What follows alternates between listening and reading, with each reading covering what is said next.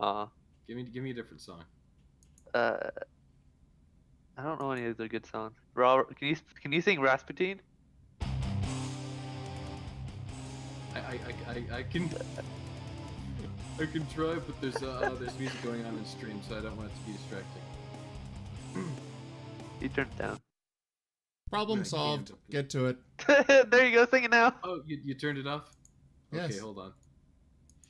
Let me pull it. I'm just hoping my rolls are better than in my first game because I literally couldn't roll over a 5 to save my life give me for 1 second. 4 hours I straight. need Pretty much rolled the fives. lyrics so I don't screw this up. I mean, if you go to Iron Fang D&D, you can see how many times I rolled 20 for initiative in a row. That's not a problem.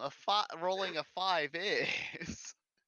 Oh, I think our record's like 6 now. So wait, Six hold times in a on. row. Zim, just for the record, am I allowed to sing this on stream? You can sing whatever Cool. you want. Play the music with it. Okay, so we can't actually play the music, but I can sing anything. If Within it's reason. 30, I think if it's like 30% different than the original one, it can be counted as like transformative. So if you sing it really You can do poorly, a you can sing cover. whatever you want. Well, I'm not going to have any instrumentals with me, so. Are we all set? Yes. There lived a certain man in Russia long ago. He was big and strong, and his eyes a flaming glow. Most people looked around at him with terror and with fear, but to Moscow chicks he was such a lovely dear.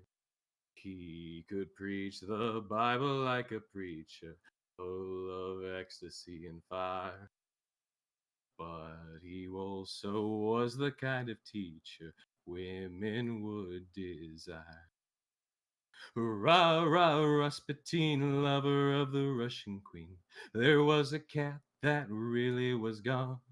Rah, rah, Rasputin, Russia's greatest love machine.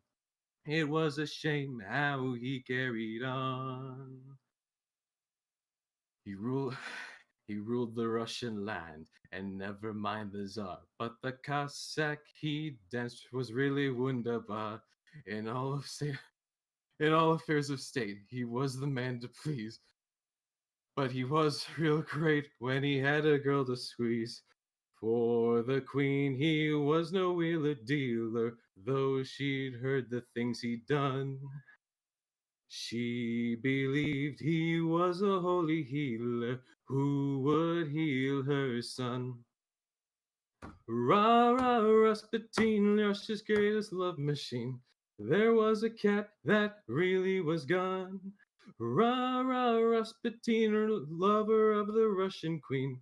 It was a shame how he carried on. But when his drinking and lusting and his hunger for power became known to more and more people, the demands to do something about this outrageous man become louder and louder. Da, da, da, da, da, da, da, da, da, da, da. This man's just got to go, declared his enemies. But the ladies begged, don't you try to do it, please. No doubt this Rasputin had lots of hidden charms. Though he was a brute, they just fell into his arms. Then one night some men of higher standing set a trap, they're not to blame. Come and visit us, they kept demanding, and he really came. Rah, rah, Rasputin, lover of the Russian queen. They put some poison into his wine. Rah, rah, Rasputin, Russia's latest glove machine. He drank it all and said, I feel fine. Rah, rah, Rasputin, lover of the Russian queen. They didn't quit, they wanted his head. Rah, rah, Rasputin, Russia's greatest love machine. And so they shot him till he was dead. Oh, those Russians.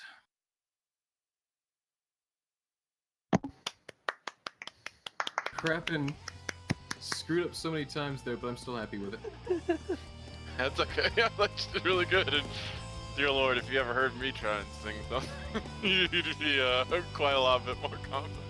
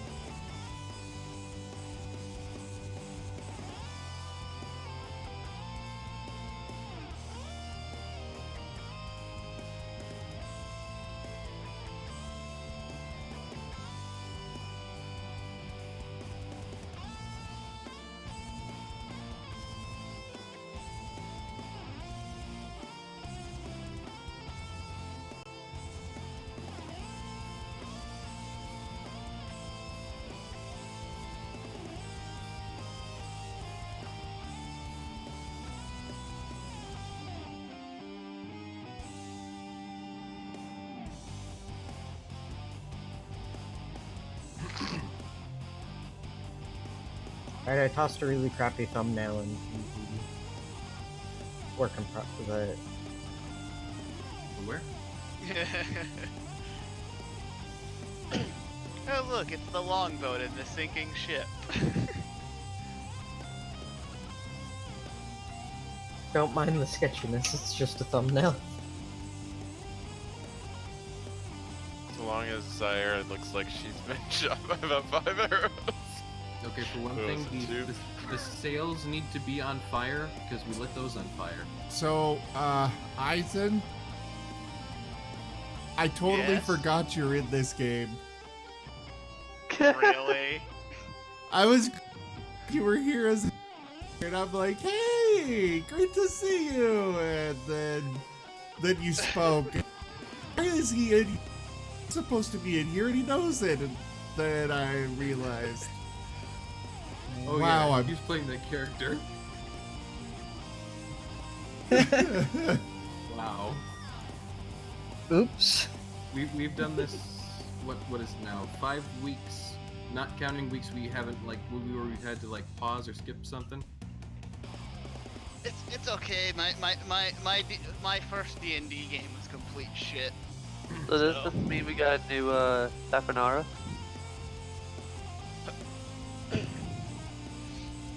So if I continue to roll like I did in my first game, which is basically like almost never getting anything above a 5 and needing like a plus 15 to attack to hit anything, then I might as well not then I might as well not exist in this game.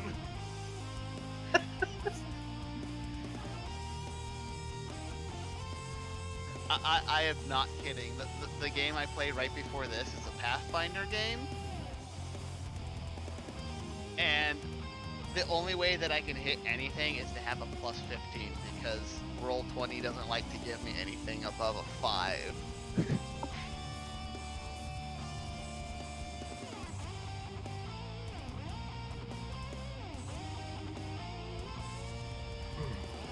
Alright, so we're about 50 seconds out from the stream starting from its 10-minute. You know what I'm saying.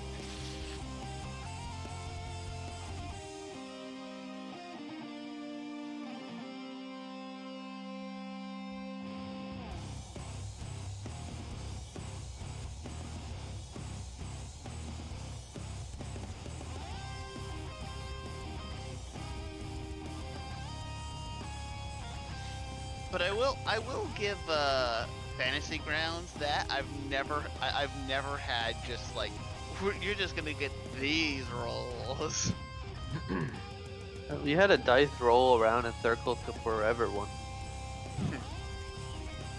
The glory of physics engines. It only has those D20s we saw so far though. It just spins around in circles for no reason. Alright, boys. Yeah, who was the one that rolled that crazy That was one me. that just sits there and spinning forever? That was my killing blow on the boat. Oh yeah. It was literally because he got that crazy spin that I was like, you know what, you get advantage. Because that was just so crazy, I have no idea how it was even managed. I've seen it happen twice. Oh no, Zim is summoning a circle of dice. Speaking of which, I need to make sure that I'm here. Yeah, there it is. Oh dear, what is he gonna hit with? Who's he hitting? Effect unconscious 2. Number 2. Oh, I didn't clear the combat tracker, did I? Nope. I did not. Let me do that real quick. That should take a second. Oh, I'm just helping you. How many It is- moons does this It world is have? something. Thank you for helping me get rid of these. A wise decision. That. Gold King, how many moons so do you loud. want this world to have? Wait, what? Oh, that's actually a good question. To be determined. For now, don't put any moons in it. Oh. All Oh, right, yeah. everyone. Next Hello and welcome. I am Razim, and is Tales of Miraleth, Dungeons and Dragons. Everyone, please make sure that you check out our website real quick, gaming.com. Merch is a... Really? Yes, truly. I don't have the money for that. Wait, what don't you Isn't it like that the highest thing you can buy with the serial coins? Yeah. Yeah.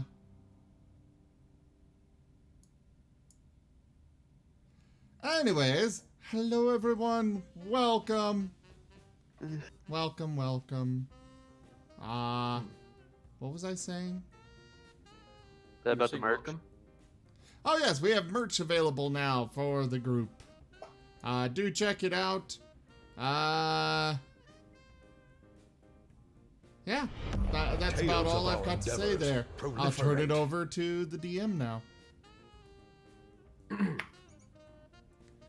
All right, hello Hello, everybody. everyone. I'm the DM this evening.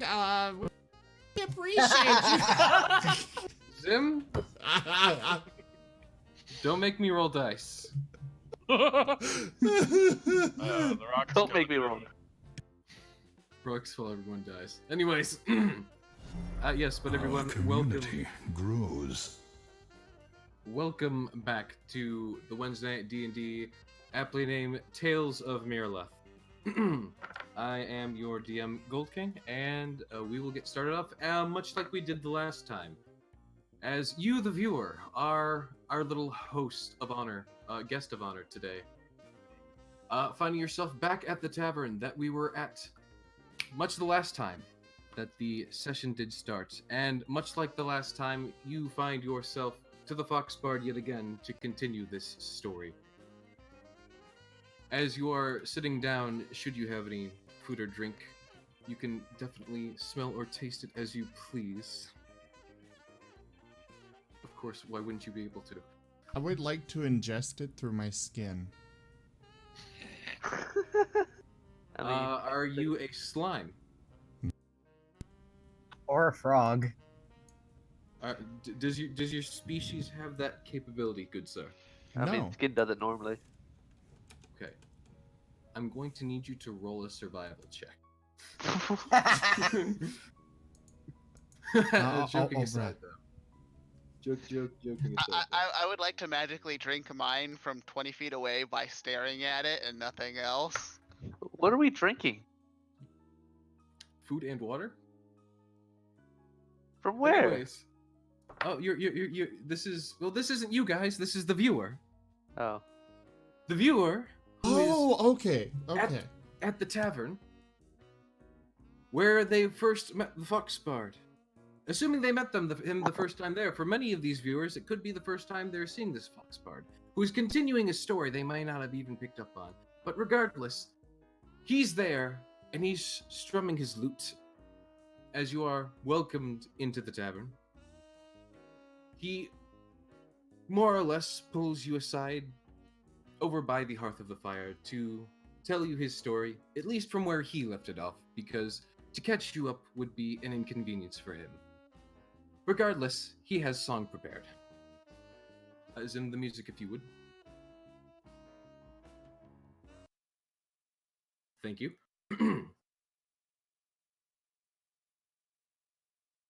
Come to me, young traveler, come sit for a while. I'll tell you a story of the lunar isle. The story of valor, of life and of death. The story, the tale of Miraleth. Our heroes, they toil through the water and sea, a test of their strength and tenacity. But the story of heroes is not nearly over. The story of heroes has only begun. The story of honor, of life and of death. The story, the tale of Miraleth. Found on the isle, far, far from home, it's left for our heroes now for to roam, seeding with danger and mystery. Who knows what lays next for our company? The story of valor, of life and of death. The story, the tale of Miraleth. With the party lost at sea, last that we knew them, their ship wrecked by an unknown force, a giant, purple, unknown leviathan of sorts that was sent to destroy their ships. Or perhaps it was simply there. Nobody truly knows. Regardless, the ship more or less was obliterated instantly by the creature.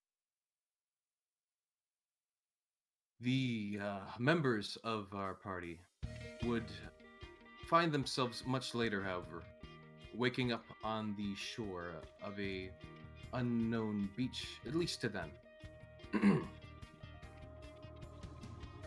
As they pick themselves up, they find themselves strewn about with shards of wood, various crates, bits and pieces of the scattered remains of the ship that simply made it to shore with them.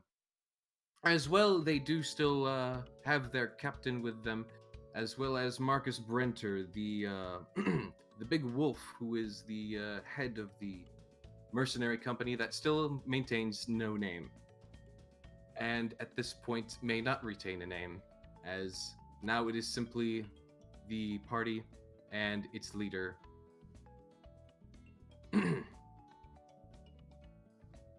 As the party wakes up on the sandy beach, each of them finds themselves scattered about and simply must re-establish themselves. So as you're all waking up and you see each other here, there, everywhere else, you're allowed to pick yourselves up and react accordingly. Please, go ahead. I have a question I would like answered. Go ahead. How did should I roll anything for how well Snowy managed to stay with Graham? And also how much Snowy is gone. If he couldn't. Snowy's gone for good. Hold on. Oh, that might be a problem then. No, Snowy luckily was tucked inside of your clothes, or was smart enough to tuck himself inside your clothes. I did just roll for that, by the way. But yes, he was able to stay close, and is actually still on your person, even though worse for the wear. No amnesia then. Yay! Yay!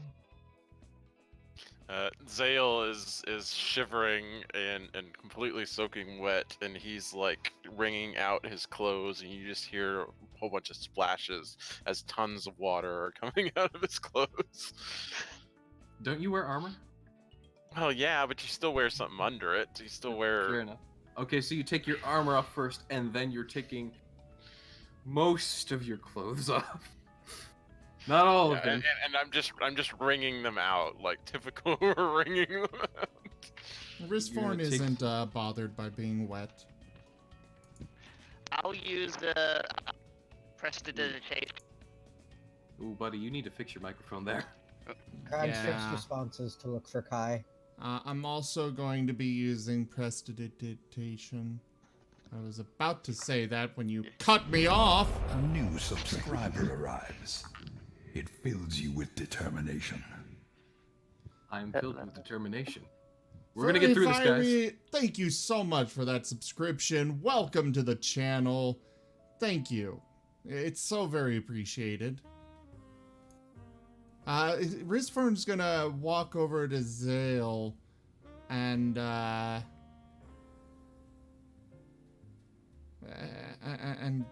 do this on him. Oh. What? Hold on. Hold on. You're Here, buddy, this'll help you get that water out. you're electrifying bolting Zale. Just a little. Zim. I mean, technically it does. Are you just using it on his clothes, or are you using it on him? Him. He's the one that I'm worried about drying off. Just a little bit. It'd be more like a taser, wouldn't it? I mean, it does 10 damage. No, it does 1d10. Well, how much damage does it do? I'm gonna make sure that it's just the minimum. Oh, okay. So it's 1d10, so just 1. Okay, I'm fine with. I'll allow this. But that seems like a waste of a spell slot. Or do you It's have a spell cantrip. slots? Okay, gotcha. So what Zim is saying is that he essentially tased Zale and said, "Here, let this will dry you off." But immediately Also- after, before he pulls his paw away, he's going to cast prestidigitation on him To do what? to clear off the water. Okay. So hold on. You shocked him, and then cleared off the water. The point is so that way he thinks that it was the shock that did it. Graham will just be like, You're just trying to make him suffer. Gotcha. No! Yeah. To get somebody He's helping him over a overcome his phobia. fear. Yeah, exactly. I think you're gonna make it worse, but you're free to do this. Zale takes 1 damage. By the way, Zale and Zaire do still have some wounds. In fact, Zale, are you even there? Yeah, how do you Yes, I was tell? waiting for it to happen so I could react to it. Well, it's happened.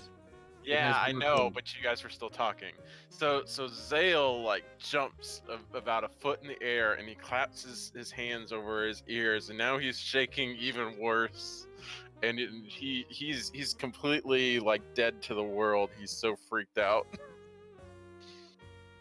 Congratulations, But you now have PTSD. He's dry. Graham, after drying himself off, will walk over to Zale and pat the much larger wolf with his paw and be like, there. Can I get them drying off too? Do you ask Graham that, or do you No, yeah. ask? I'm or gonna do ask you Risform. Risform? Risforn's going to happily go over. Zap followed by prestidigitation. I don't think a zap that low would hurt me. Probably not. So free cleaning. Or you could have just asked Graham, who also used the same spell to dry himself off. No one trusts Graham. Graham is weird.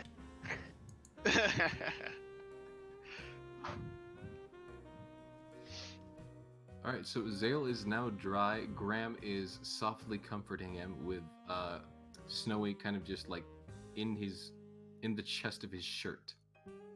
Dripping wet, of course. Risforn is torturing poor Zale Zaire, Craig, and Sidir, how are you reacting? Zaire, actually, Craig, you said you were looking for Kai, right? Crag rubs his head and then gets up to look for Kai. All right. Kai does not seem to be in the immediate area. Crag then looks more intently for Kai. All right. Before Perception? before we continue with that, because that will be a thing. Sidir and Zaire, what are you doing? Just got dried off by Riftborn. No, not Zale, Zaire, or Sidir. I am Stidier. Yeah. Oh. Wait, you. Hold on. Did you get? I am I missed Zale, Yes, yours Zale. but I didn't say anything. Wristworn, dried off Zale. And Stidier. Oh, and Sidir, did you? Yep. Okay. I think we're waiting on the bat. Yeah, then just Zaire, yeah. Zaire, how are you reacting to waking up on the shore completely soaking wet, with more or less no memory of how the past day or so has gone? But hey, you don't have hypothermia. So Zaire is shaking out his wings and just thinking to himself, how many near-death experiences am I going to have? You all do also see the captain, who is seeming to try and gather whatever crates and okay, Snowy. I see you talking there. But yeah, Ulrich is he's gathering the crates together and whatever he can scavenge into a sort of pile. It's actually gotten to be a decent pile of cargo he's been managed to scavenge up and get together, as well as a large, decent, good-sized scrapping of wood that could have several uses. This beach, to note, is it's probably about 40 meters long before you start reaching grass and a sort of forest area that seems to be facing out towards the eastern direction. Any of you who have any inkling of navigation would be able to tell that that would indicate you have landed in the land that you were initially seeking. Is there anyone else other than us around here?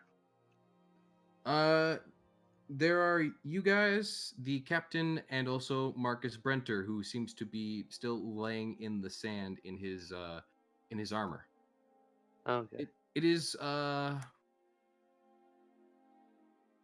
yeah, he's kind of just laying there. He's awake. He just seems kind of, I don't feel like getting up. in shock, like, yeah, does not want to get up, just like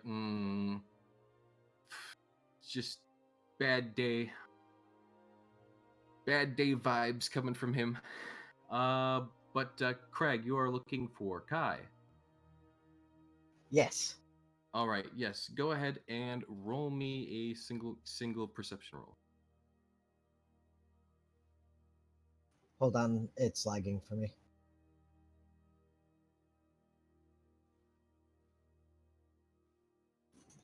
Ah! I got a nat 20 on the perception roll.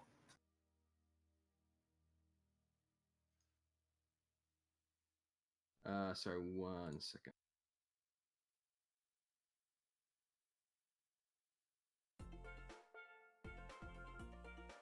Perfect. Yeah, basically.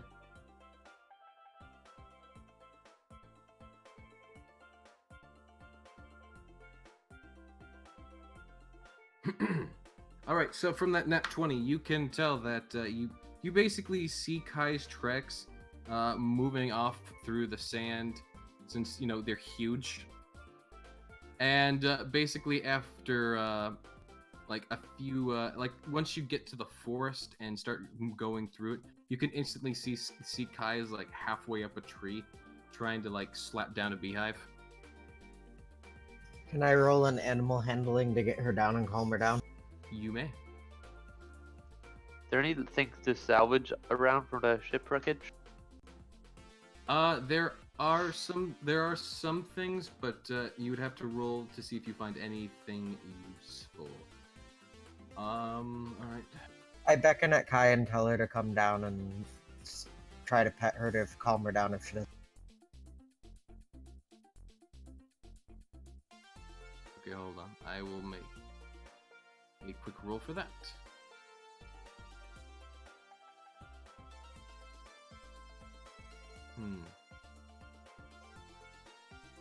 What role would counter animal handling actually, if there is any? How do animals counter? Is it be insight? Question mark? Oh, whatever. I'll just roll that. Also, if Chili and I disappear briefly, it's because there's a pretty nasty storm here. Kai just... Wow. Kai seems really hungry.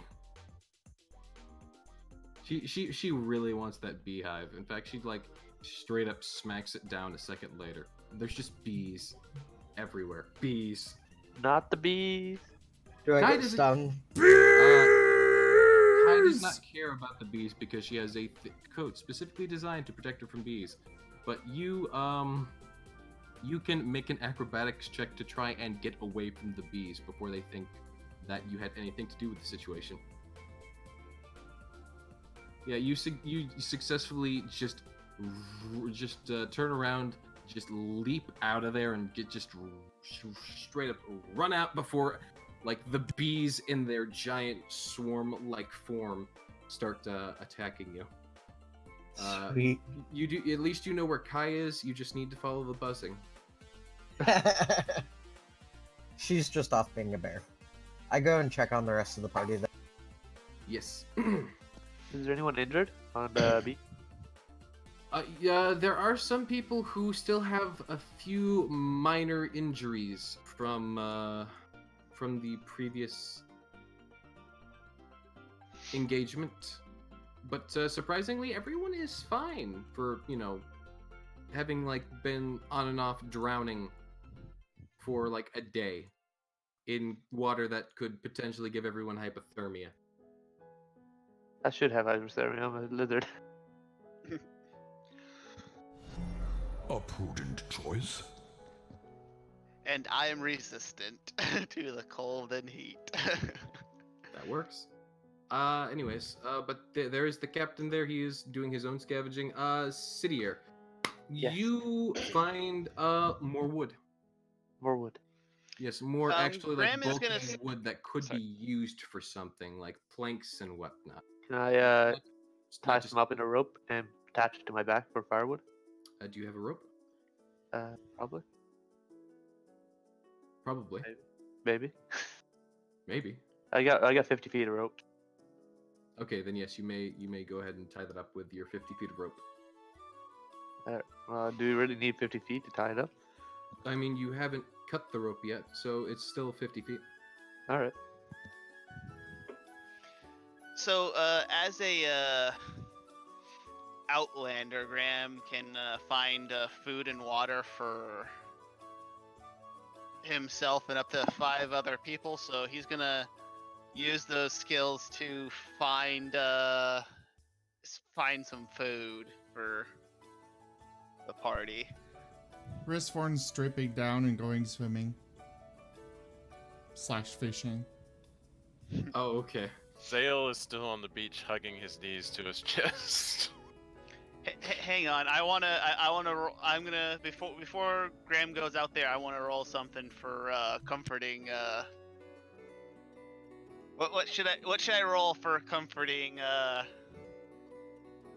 Probably persuasion. Zale, like basically calming him down. Diplomacy, persuasion sounds good. Persuasion, yeah. Diplomacy. I think that's only Pathfinder. Yeah, I know. I realized that as soon as I said it. I was like, oh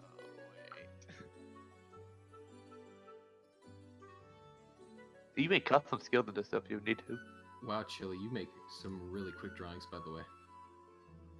Thank you. Hope it's turning out okay. No, it looks good. Looks good so far. I like it. Anyways, yeah. For the record, for everyone viewing, Chili's actually making some images of the previous the previous little encounter everyone went through, and it's going to be great. I put it up on stream. Oh, cool, awesome. Oh, Yes, you neat. did. The crafty work in progress is on stream. Hey, that's way better than I could draw for sure. Like, you did this in like what, half an hour? Not even. That's pretty good for like that much work. You've got great shading in there. How's the Kraken part looking? I was unsure how that would turn out. I mean, it's in there. It's definitely there. I don't know why it's there though. The Kraken didn't kill the pirate ship. Oh, I was it's just like- wanting to reference it. That's fair. But yeah, the Kraken looks fine.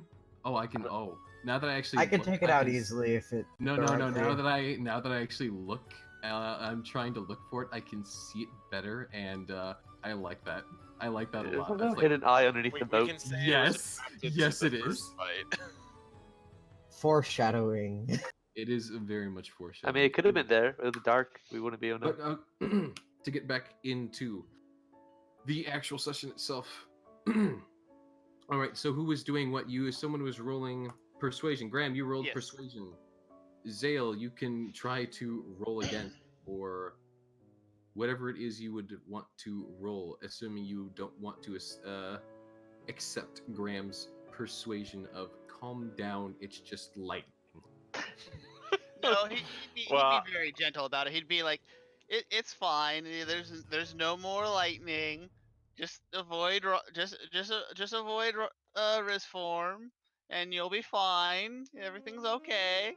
It's good advice for the He'd rest probably of the offer Snowy to Zale as like a therapy pet. Here, hold the rabbit.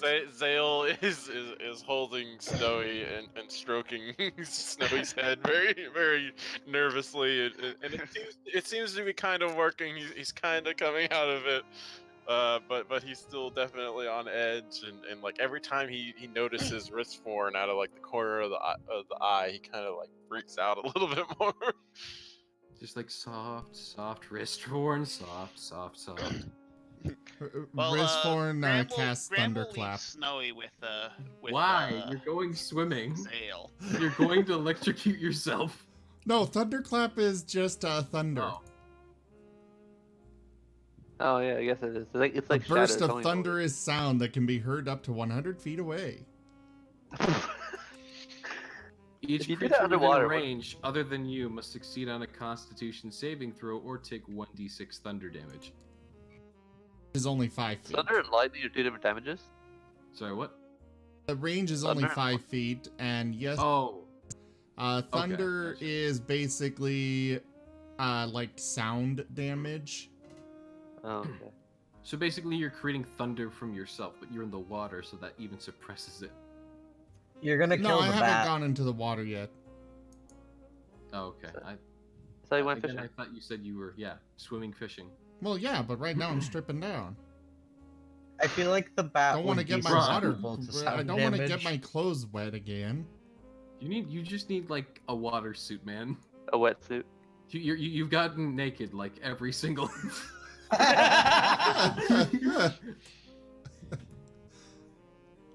He just doesn't want to get his clothes wet.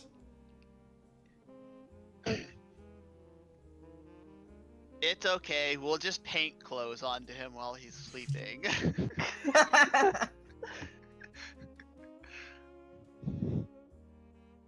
Paint clothes. Okay, that works. I guess. Sure, why Gordon? not? Well, he'll still be naked, but unless you're like right there with him, you won't realize it. Right. Okay. Anyways, taking away from the fact that Riskborn once again naked in the party and all that, and going fishing, he has just cast Thunderclap to be, an ass.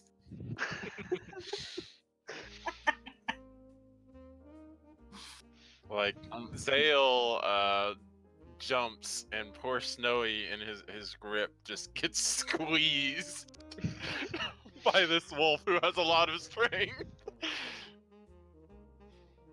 Graham, you hear Snowy just softly like squeak like a toy. By the way, Sidier, what are you rolling the medicine for? To attend to the people on the beach. Oh, okay. Everyone seems fine, and most of the wounds seem, minimal. Zale still has 8 damage done to him, and Zyre still has 5 damage done to him from the encounter with the pirate ship.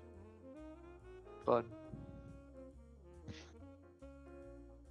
Despite the psychological damage, Zale seems kind of okay with the damage he's taken. Like, it doesn't seem to be bothering him. Like, it's not something to worry.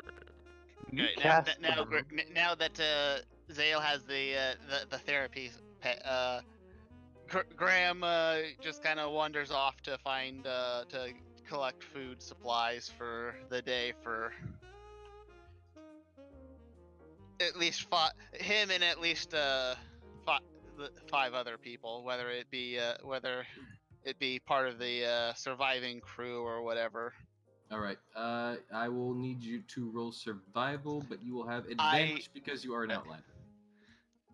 Alrighty, right. I was not expecting to have to do that.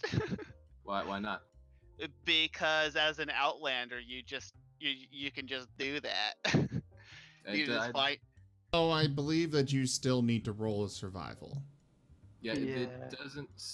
You have the feature Wanderer, which gives you excellent memories of geography, terrain, settlements, and other features. Like, you could make a straight up map. You can find fresh food and water. For up to yourself and 5 people each day.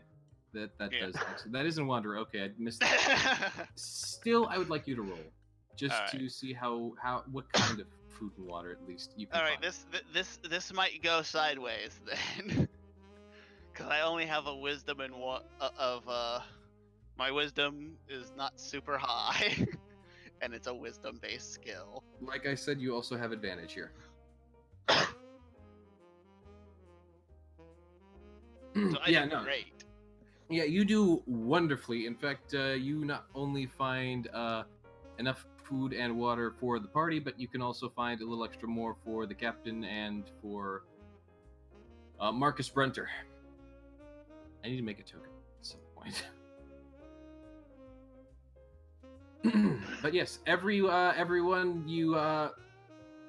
Graham will eventually lead you to both berries, food, a knocked over beehive that has honey, and he also can point out some animals that you seem to be able to hunt. Crag goes hunting then. Gristhorn, you get fish. Fish? Yes, you. Actually, hold on. Gristhorn, just roll me a flat D20. I think that thunderclap would have scared the fish away. Or killed them. Gristhorn, you find the tuna that you initially caught. Wait, what? Oh. The tuna that he caught last session, he finds that. It's just kind of like floating near some kitchen supplies. It's already dead though, so it slightly carved up too, so that actually takes care of some of the work. Oh, well, Yeah. kitchen supplies. It's very nice. The captain of the ship comes over to the lot, and says that we have enough supplies that we could likely make a fire and even sort of set camp here tonight, unless you lot want to try and get things together and search inland.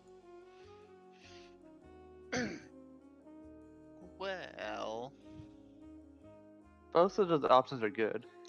We will need to go inland at some point, just to get more supplies and whatnot. Also to find civilization. I do think we should. I think because we don't know how much wilderness is between us and whatever counts as civilization here, we should probably camp on the beach where we actually have really good lines of sight to for like, wild animals and stuff like that that could be around here. I will note, I just need to look at the map real quick.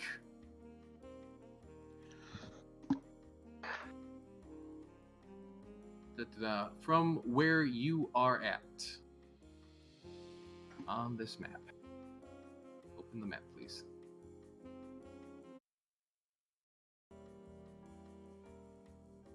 There.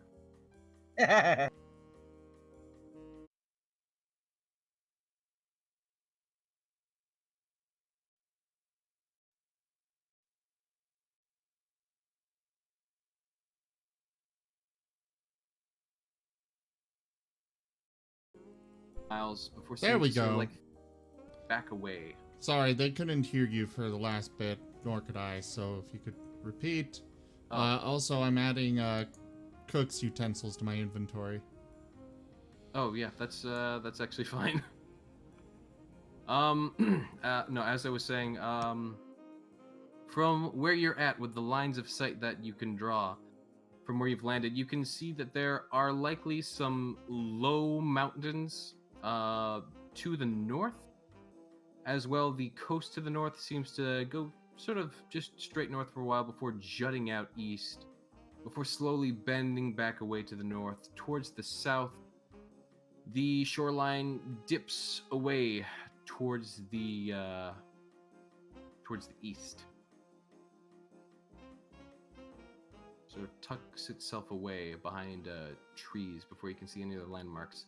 In the very far distance, you think you can see, more of the just like flat lines of water touching land, but it's so far away you can't quite tell the distance. But you think there is land both to the south and the north. Not the direct north, more like northwest. From what you can see from the shore, of course. So, with that being said, we have all collected a bounty of food between Risforn's fish, Graham's finding abilities for berries, vegetables, and other miscellaneous wildly Drinkable grown water. Yes, and drinkable water. Salt water not drinkable? What are you talking about? Yeah, he did find actually a stream that seems to go much deeper inland, but it's a very small stream. But definitely easy enough to get water out of.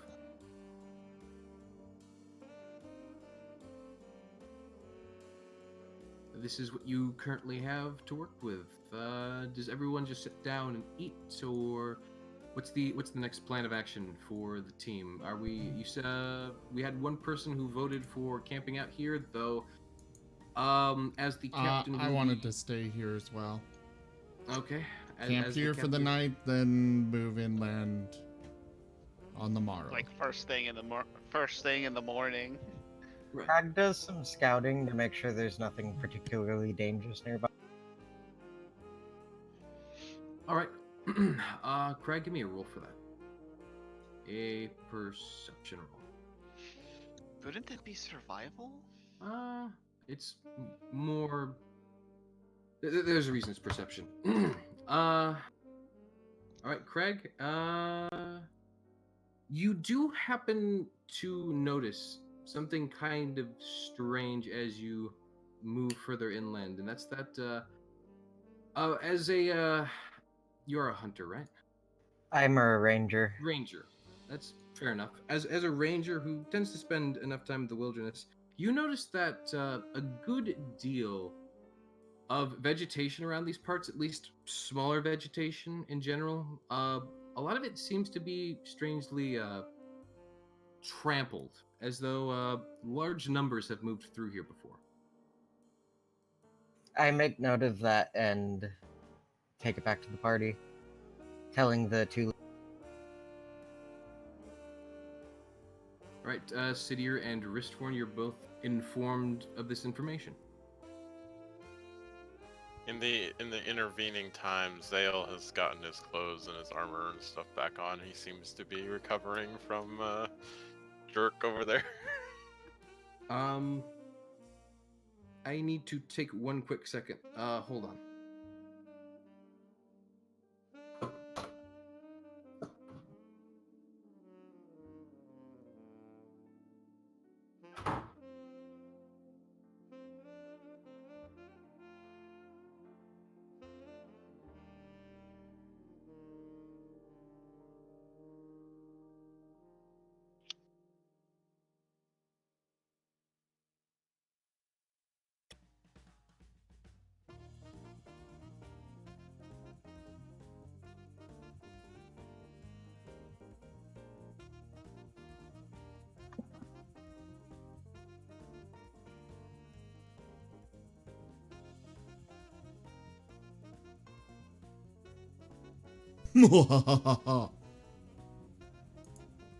Mwahaha.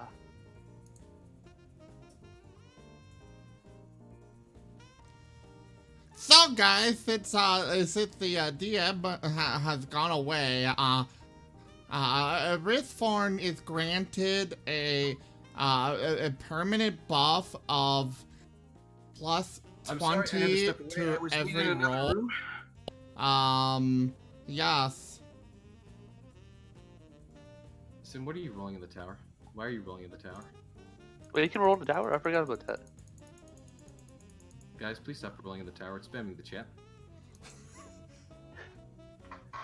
Not for the rest of us. Poor. Please, DM. please don't make him roll our doom. Don't make me roll the dice. Can I have a pet Tarask? Yeah, I'm sorry for stepping away. What did anyone actually do anything besides mock me? Besides what? Mock me? Mock him. I just got. I've recovered from my fright and have reassembled myself. Congratulations, you are now reassembled. Consider yourself a transformer. Zale? Hey, Zale. What? God damn it. Rithforn just kind of walks around randomly exploding in thunderous sound. You realize you're gonna attract something that we don't want to attract. Wait, is there a mute This ain't The spell? Walking Dead. We're okay. I can't. There's no mute spell. Oh, Or silence. I can use silence. oh no. See, you see, Ristforn. Unfortunately, Zale is correct. Can I cast silence on his wrist form? You can. Do you have silence? Is that a spell you have? No, unfortunately. I'm gonna tell you right now. You want that to happen. I don't have it. I just found out it exists. He's not really casting that. Okay. He's not actually a jerk. Oh, everyone in sphere is immune to thunder damage. Wait, hold on. Ristforn's not actually a jerk. No. What? Oh. Can you roll bluff for me? He's just playful.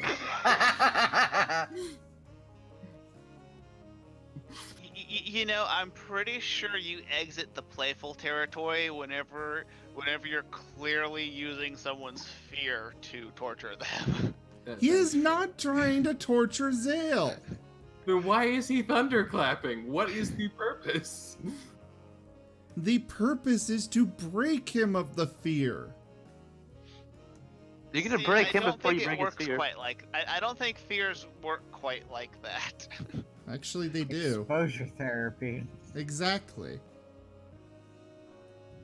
If you Yeah, get exposed to it given enough, doesn't work you like get that for over all As it. fears, Dale but it can reacts help. to it, he's more likely to break before his fear does.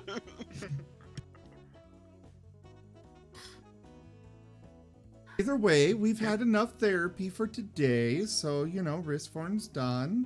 But there's still consequences, like the DM was saying. Well, he only cast it earlier. That one I linked was a joke. Don't worry. It's what will happen will happen. That's all I'll say. But also, I have to say this, Captain. We're trying to survive right now, but the clap of the thunder keeps alerting the Zale. Anywho.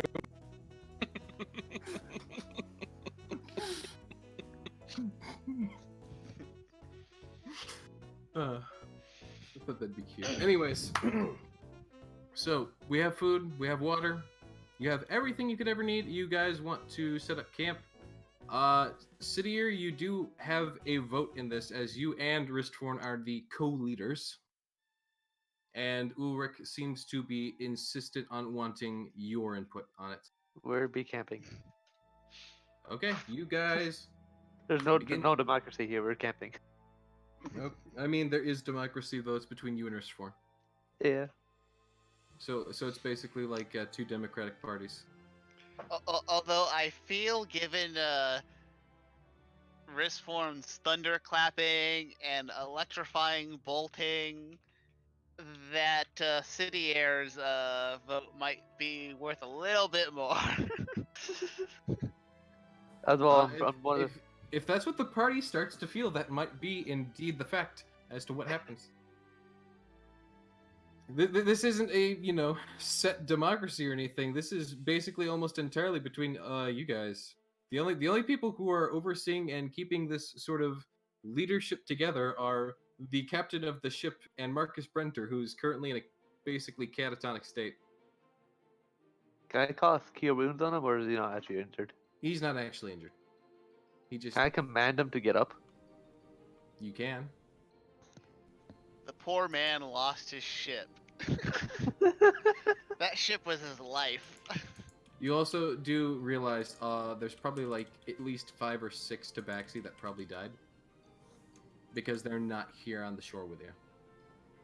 I'm sure they're fine. They're Tabaxi. I don't know. Cats and water don't typically mix super well unless you get one of those really weird cats. Like Oh, wait. Ulrich. Actually, Wait, how old is Graham? cats more often like water than they dislike it. Like actually is swimming true. in water? Yeah. Yeah. Oh. Yeah. I think it depends on the cat. Yeah. It does depend on the cat, but it's My been cat will shown scream that so much bloody murder that my neighbors will call on me. it's been shown that they do more often like water than they dislike it. They just don't like baths. Well, they don't like you handling them in any way, shape, or form. Wait, how old is Graham? Graham is, I do believe... Was he 13 or 14? That means I could technically cast Coming of Age on you. What would that do? You touch one humanoid who is a young adult for the next 24 hours. Whenever this target makes an ability check, it rolls a d4 and add that number to the rolled ability check. Oh yeah. Oh, cool. That would actually be a pretty decent thing to do. The creature can only benefit from this right once. Still. Ristforn's going to prepare his fish. Finally. Okay. There's a lot of fish there, and it's already halfway prepared. Can I cast a funeral rite to honor the 5 Tabaxi? You may. What do you do for that? I put on a little event of honoring the dead in prayer to the life of Bahamut. All right. As Cidier seems to be organizing an event. Please do go more into depth as to what you are doing for this. Like, are you just sitting there and praying yourself, or are you having everyone come together? I'll invite people. I won't force anyone to do it. I feel as though this thing might be kind of like a candlelight vigil kind of sort of thing. Yeah, pretty much. Graham It'll will be a go. bunch. It'll be a couple torches and a tinderbox to use. Actually, yeah. Graham was in contact with Snowy whenever the ship went down. So Graham seems very, very upset and saddened once he realizes that they're actually missing people.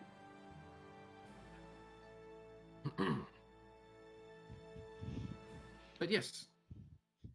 Luckily enough, it seems that in some of the crates and whatnot, the captain has scavenged together and piled up. There is some tinder boxes and torches, I was just gonna use my own, but okay. just in case you didn't want to use your own. But Yeah. Make some artificial candles. Make a little. you were lucky enough to get that. Just go with it. Oh, I'm gonna make some little boats and put candles on them and push them out into the water. What are you making the boats with? Pieces of wood. Okay. Like good firewood I picked up earlier. Zale like helps very somberly. Okay, we have Zale and Sidier setting up. Graham would be helping too. Zale, Sidier, Graham, everyone's Crag gonna, offers to help. everyone basically, Except for this one. except for Risforn. Somebody's Zaire got to can- cook dinner. Zaire can light the fires for the vigil using his Druidcraft spell, so they don't have to use tinder boxes. Oh, cool. Well, you are more than welcome to do that. You Yeah, now so have I'll come along and do that. Sidier, you can get +1 tinderbox if you so desire. Yes. You can go ahead and add that to your inventory. All right. But yeah, other than that, you guys set up a sigil. And is there a certain point at which you start to do the actual sigil itself, or do you just do it once it's set up? It's a casting hour, 1 hour. So this is gonna be an hour event, pretty much. All right. So you take an hour out of the day. It's about this time that you notice it is starting to slowly become dusk. As you all stand around somberly, except for Rustforn, and put the candles on the boats, lighting them with the magic provided by Zaire and sending them off the shore. Marcus Brenter seems to have gotten up by this point and is likewise standing somberly, as well as the captain. The captain, he glances around to the party and asks if anyone wants to say anything.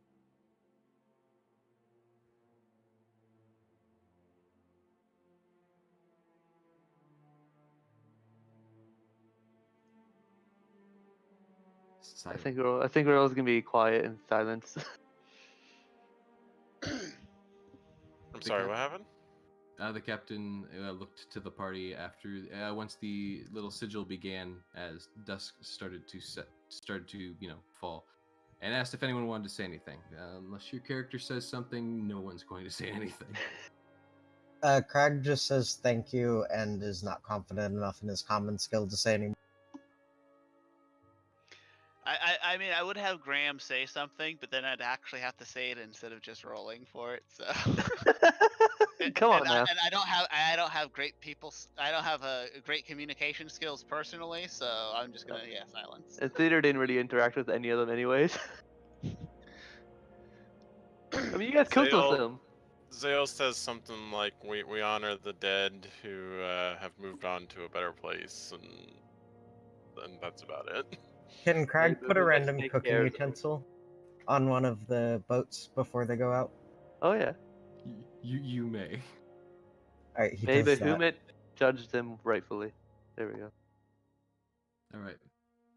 The captain softly nods, seeming more or less content with what everyone has gone ahead and said into the sigil, as the boats with their flickering candles softly get taken by the current and are slowly drifting out into the sea.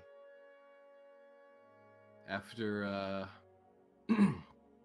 after several minutes, if not, an hour or two of simply, respecting the ones who are lost at sea, it likely dawns on most of the party that it would be a good idea now to start setting up the camp, as Yes. the day is turning to night slowly.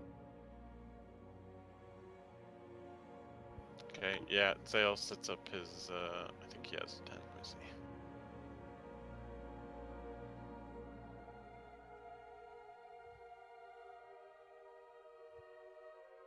Or okay, I guess he just kind of sets up an area on the beach so he can sleep on the ground. All right. You've not. I mean, something. All right. Yeah. No, you can successfully set up to just make a spot under the stars. Hmm.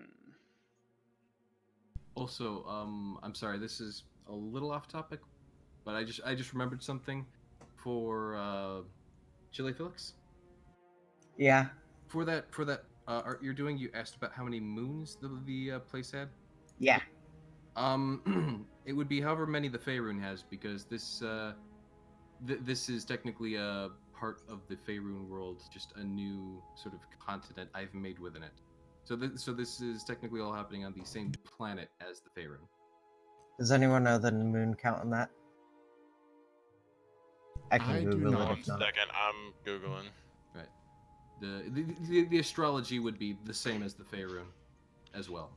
If So- there's more than one, do I get other advantages for the moon rabbit thing? No. The moon rabbit. I was just joking. Rizforn, before he settles down for sleep, is going to, using his, electrifying bolt cantrip, with only a trickle of energy, he's gonna be tracing out runes in the sand. You know what I'm working towards. According to this, there's one moon, and then there's a bunch of asteroids that follow it around, apparently. Oh, so it's a moon with rings. That sounds fun. Not necessarily rings. So according to this is Sloon and her tears, which is a bunch of asteroids that pretty much follow it. It sounds more like a So, tail does than it a have rings? ring. Oh, tail. Okay. That'd have to be a kind of weird tail for that to work. Like as far as... So kind of, I would imagine it kind of look like if the moon exploded but it didn't explode. Kind of I want to deal. see an image of this. The heck is that? Oh, that's what that is. Okay. Alright, I just like felt something weird by my foot.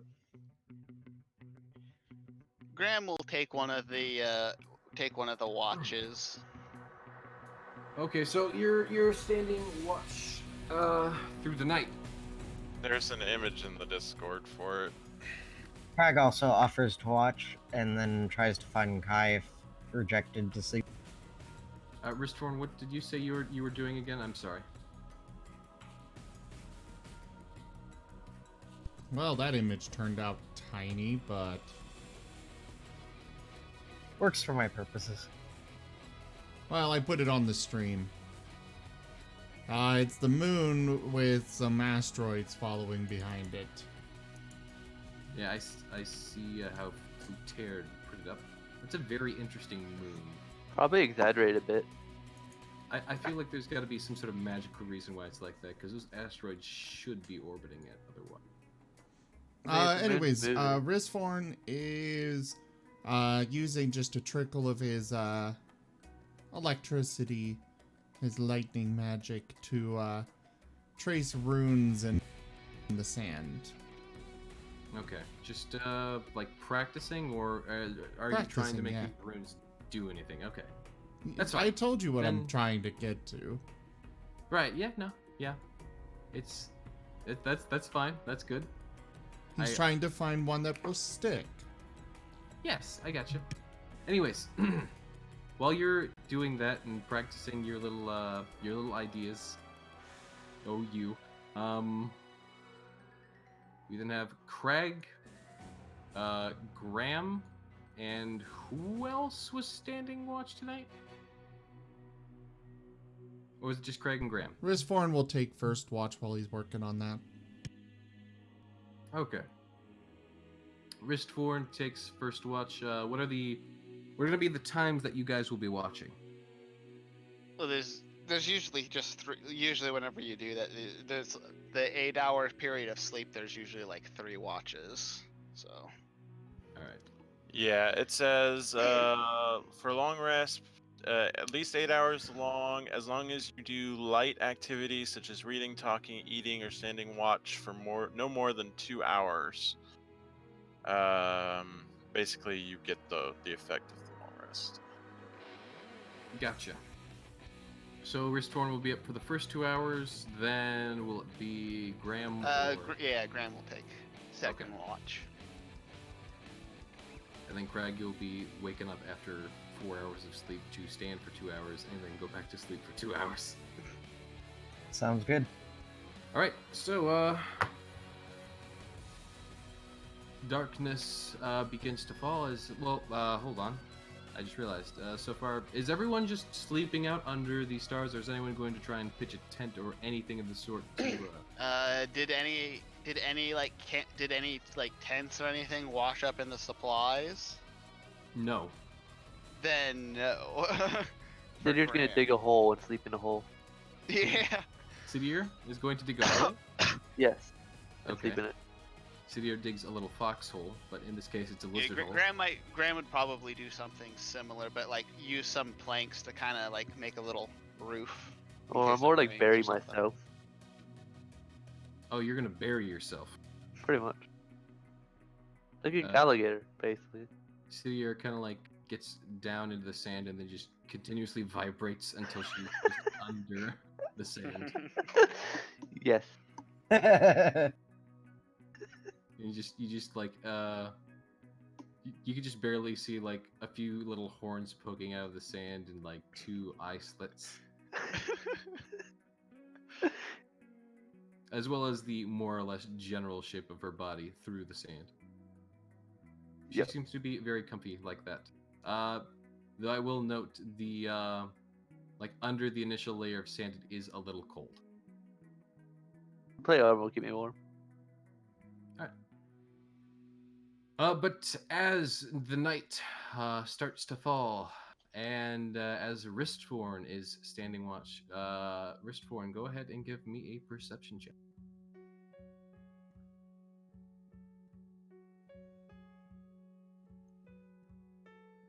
Also, I need to decide which phase of the moon this is. Okay. It is currently... Why? Is one of us a werewolf? No.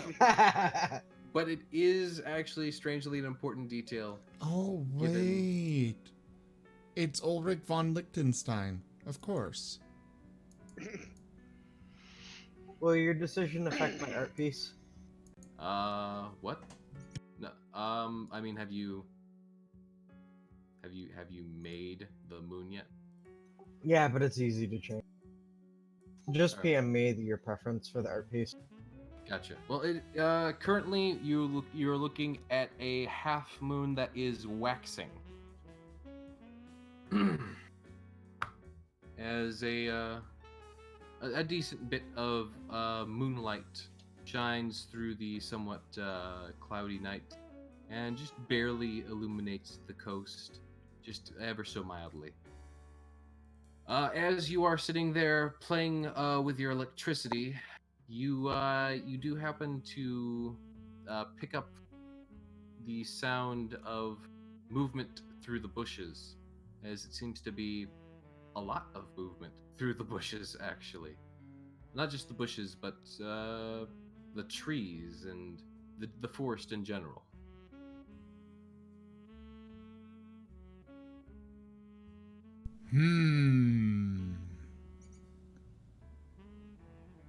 Do you investigate? Bruce Warren will look up from what he was working on and look at it all out into the distance. Well, out into the distance is mainly obscured by trees, bushes, and other, vegetation. Looking towards the sources of the noise. Yes, So violent. the sources of the noise are more or less behind the bushes, trees, etc. It's a little bit deeper inland.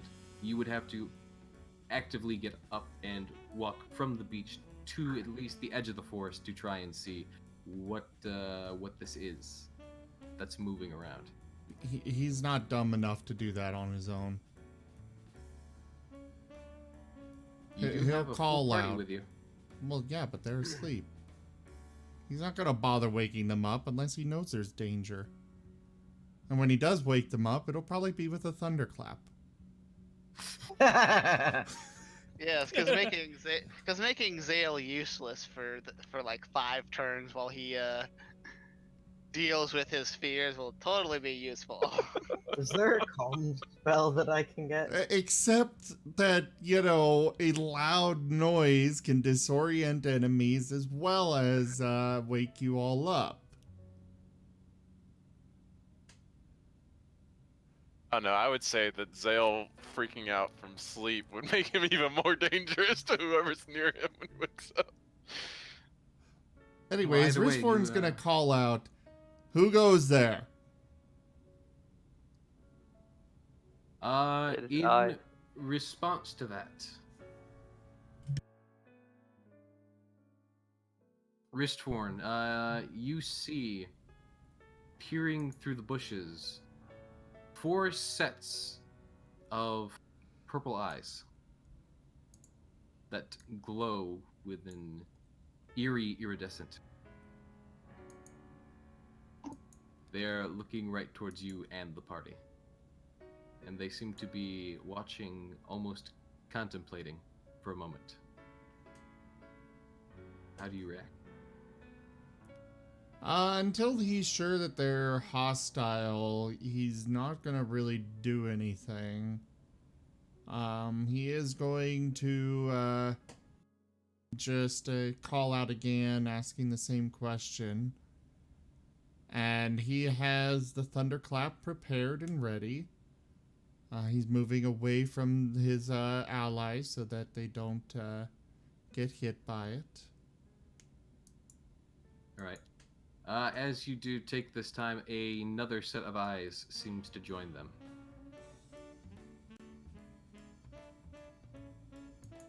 Do you do anything yet?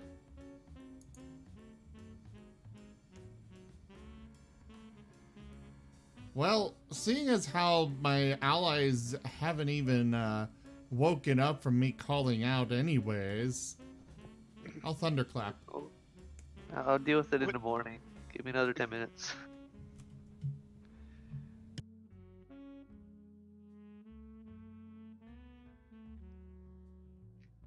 All right. A large clap of thunder is heard from Ristforn's position, which is just, off to the side of the party. Well, everyone, I'm gonna jump out of this end. And as this thunderclap goes off, and as everyone is startled awake, they would also hear a sort of odd, almost ethereal screeching and hissing from the woods as another 6 pairs of eyes pop up through the underbrush. And then one of these things step forward. It is bipedal. It looks almost as though it's a person, but is completely shrouded in darkness that continuously moves and molds over its form. The only actual feature of it that seems to stick out are those purple, iridescent, near almost glowing eyes.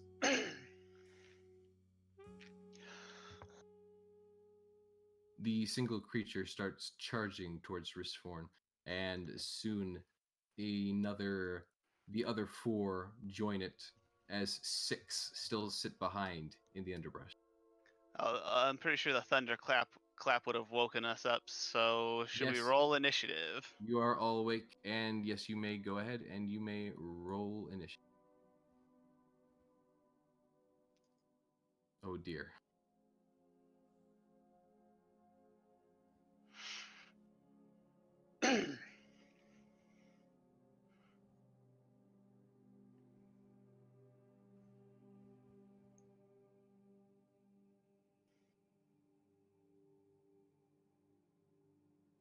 Craig over.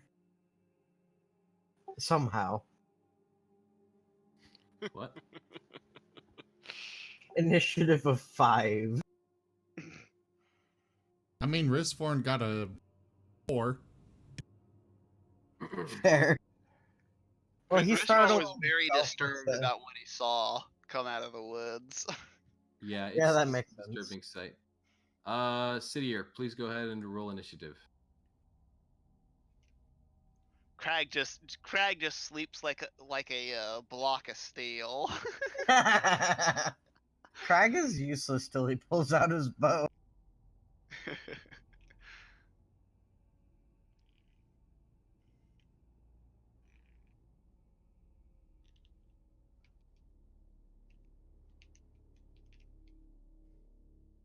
There we go. That's how I get initiative.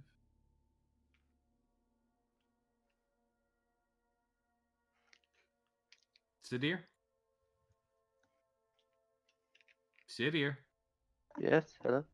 Roll initiative. Oh, sorry. Jeez, man. Pay attention. My initiative is difficult. Am I paying attention? All right, so let's see.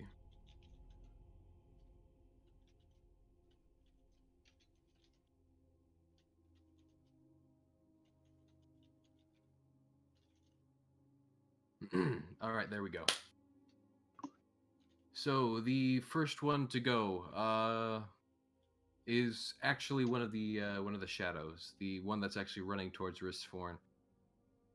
Ristforn, it simply comes up to you, and as it's running towards you, it tries to sort of tackle you to the ground. It doesn't seem to be attacking you, more trying to grapple you. Are they being added as a combat tracker or what? No, actually. These I don't exactly have a proper like token or something for this. You can try to add something to keep track of them though if you want. But I am keeping I track. just didn't know if it would affect how. The map's not showing up for me if it's been added. There's no map. Okay. Like I said, I'm trying to keep things somewhat simple this time around. I didn't have a map for this. That's fine. Just was- I there didn't was know if one- we needed to be able to target them or not. Yeah, you will, but you won't. Like, you'll see. Ristforn, there's one trying to grapple you. You can go ahead and try to make a dexterity save, I believe. Would be to avoid grapple. Hang on 1 second. It's usually either acrobatics or athletics. Acrobatics or athletics. Then you may go ahead and roll either of those. Yeah, you absolutely just do a flip back, and the thing just hugs at the air and is left there almost confused for a moment as it glances around and glances at you. Its eyes softly start to squint at you. All right, Graham, it's your turn. Alrighty, right. I will use Arcane Sight to try to identify what's going on with them. All right. Oh wait, does this tell Did me? you say ritual Okay, yeah. cast that? No, I got Arcane Sight, so I just get to cast Detect Magic without Okay. using a spell slot or anything like that. All right. So Zim, I actually need to ask you a question real quick about whether or not this would do something. What's So up? I'm gonna send you a PM real quick. 13 hours later. Shush. And there's a reason why I'm doing this. I No, feel no. as though some missing people might be possessed by things that were purple. 3 hours later. Zim, I sent you the PM. Please respond. One eternity later. Zim, don't make me roll dice.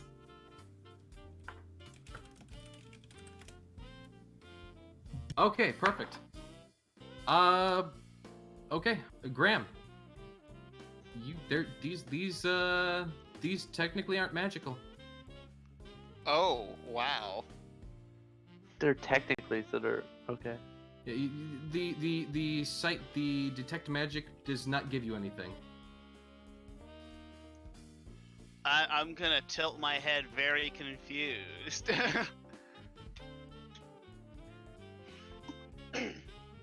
And I think it still takes an action to use Arcane Sight, so that was my action. All right. But I will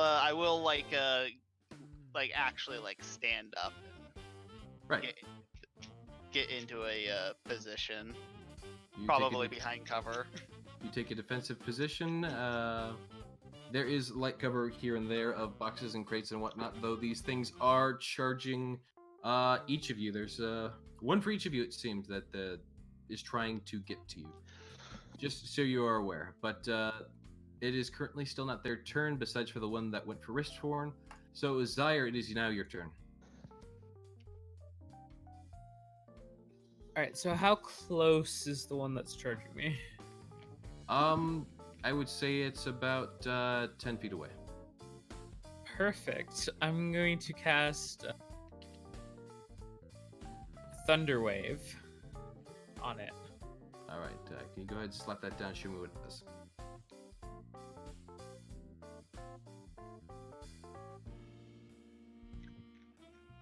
Mr. Thunderwave, here we go. Self and a 15-foot cube sweeps out from you.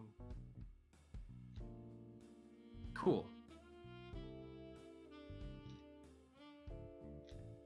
All right, as you send out this wave of thunder, it hits whatever this bipedal creature is, and the force of it seems to stagger it back until it starts to slowly sort of wither away in particles that almost form a straight line back through into the forest until it's basically just a line of these black particles of smoke and whatever this thing was made out of shooting back through into the forest.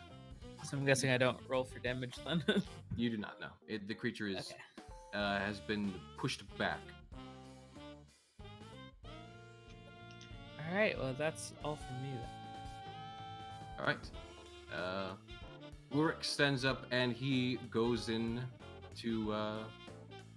He basically just charges in with his spear to one of these things.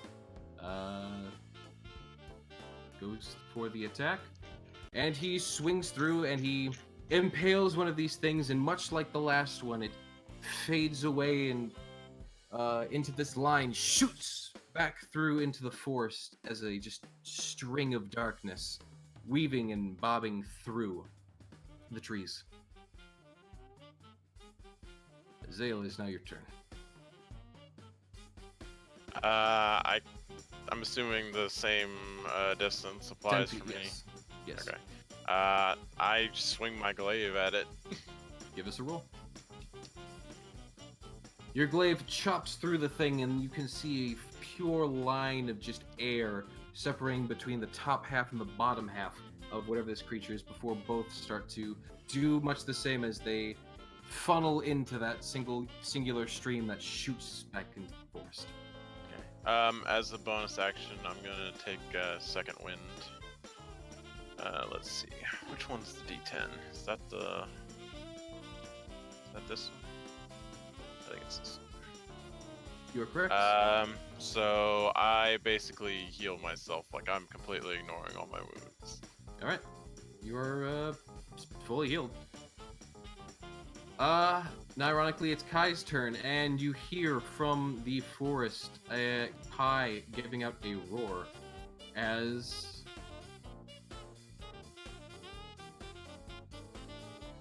one of the set of eyes suddenly disappears, and the other ones seem to react, turning to their sides before seeming to sort of like reposition themselves in the forest. Kai's There- doing something? Yes, there are now only 5 eyes in the forest. Cidier, Yes. you are actually going to be attacked by spirit before you could do your turn, Okay. and the spirit moves to do a grapple. Give me an acrobatics or athletics check.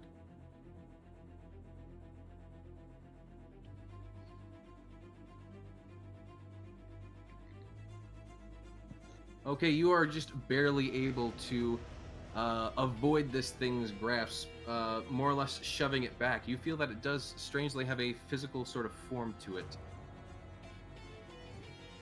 All right. And now it is your turn to retaliate. Is there any other? How many are near me? Within 5 feet? One. Just one. Just the one. There's Can I only cast one Word left of- on the, there's only one left on the beach right now. There are though 5 notably in the forest. Can I cast Word of Radiant on it? Sure. I don't know what that is, but go ahead. There you go. You can read it. Thank you. I don't have a save throw I can throw at something, so I'm just gonna do that. Each creature see a Constitution check a throw before, or take 1d6 radiant damage. Gotcha. All right, as you do this, the creature, you hit it with the radiance of your words, and the light seems to make the thing shriek as it very quickly seems to almost like just turn into a ball, and then the ball shoots through the forest rather than turning into like a feeding stream. You feel like this was a more hasty form of retreat for whatever this thing was. Craig, it is your turn. You have, I believe, yeah, the 5 targets with just inside the forest are within range. I pull out my bow and aim at the closest one. All right. You may go ahead and take a shot. Sorry, it's lagging for me again. It's all right. Alright, here we go. Your arrow shoots through the woods, and you hear it make a loud thunk as it seems to hit a tree. But that tree's happened to have been behind a spirit that now has a giant hole through it. That spirit's eyes fade from the forest, and you now only see 4 pairs of eyes left. Wristforn, after, that sort of horrifying visage, you are, the captain was the one who also slayed the one that was trying to grapple you, but now there's a few in the forest that you can see, and they all look somewhat wary.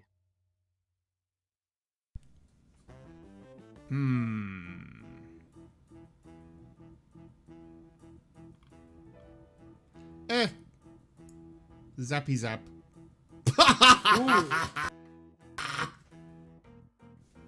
Is it gonna like arc between them? Sheesh. Alright, let me draw the card. I might say drawing a card for this might be kind of disappointing, but you are still welcome to. Why would it be disappointing? I'm not certain what the card will necessarily do. Just, I guess, draw the card, read it out for me.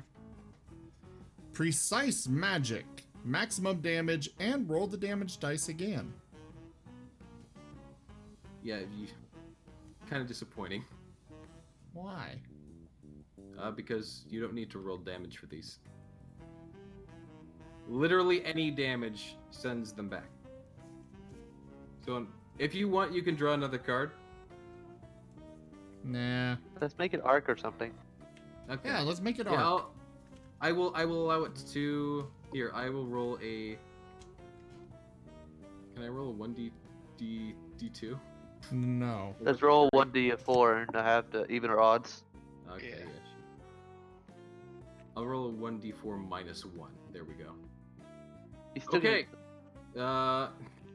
You managed to actually hit all 4 remaining targets, and they all just vanish. Just shoo. And Kai kind of like pokes her head out and just gives like, a small roar of weird triumph, though she seems to be sniffing around for a body. Craig, as soon as he can, makes his way over to her to give her a small treat. Graham will kind of move to meet up with everyone. Those things, I don't know what they were, but they weren't magical, so... Everybody roll perception. Perception.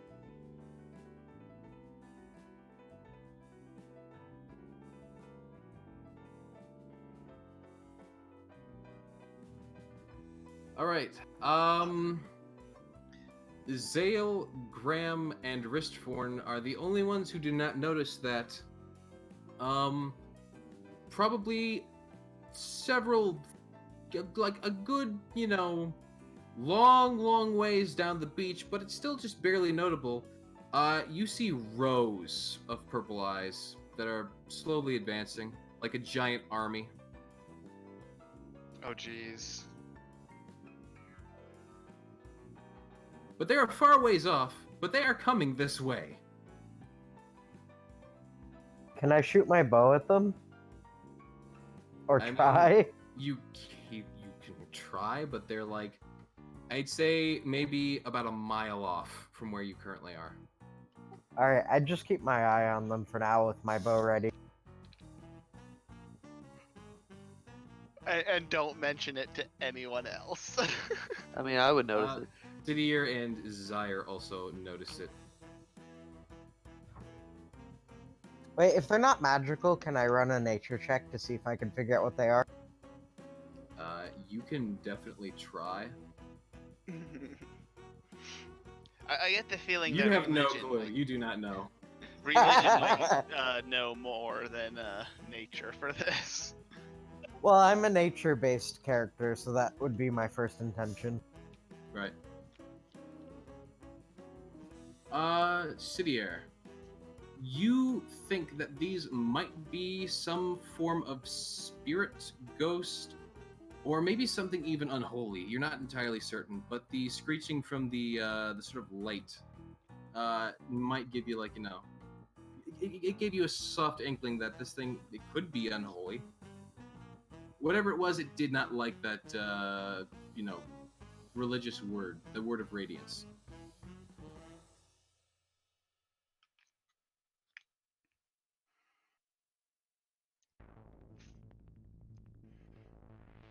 That is what you currently know.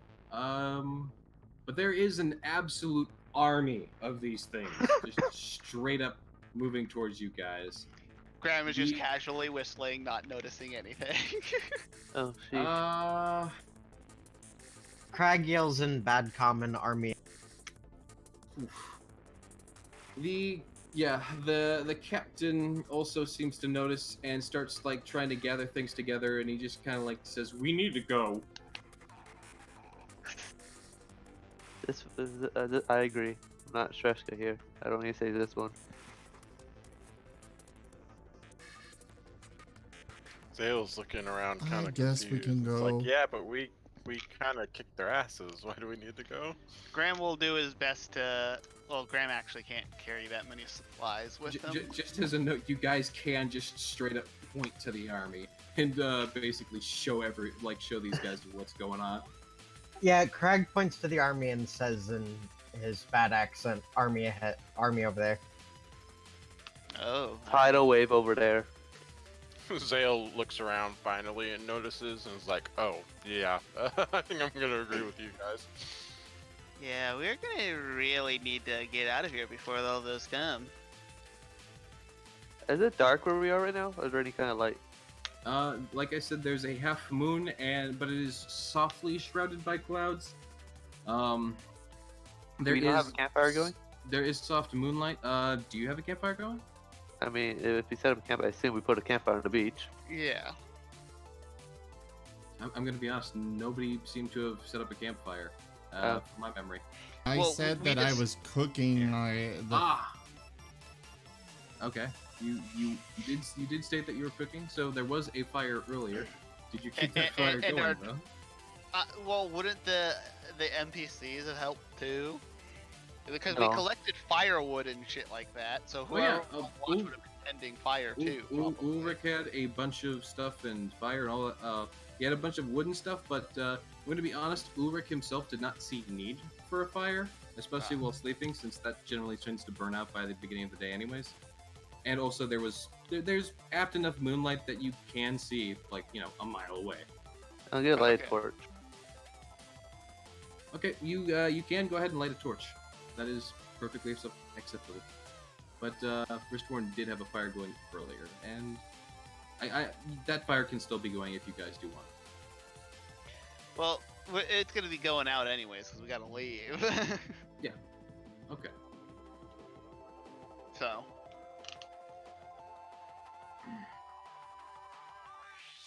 Alright, so I assume everyone's packing up their items then?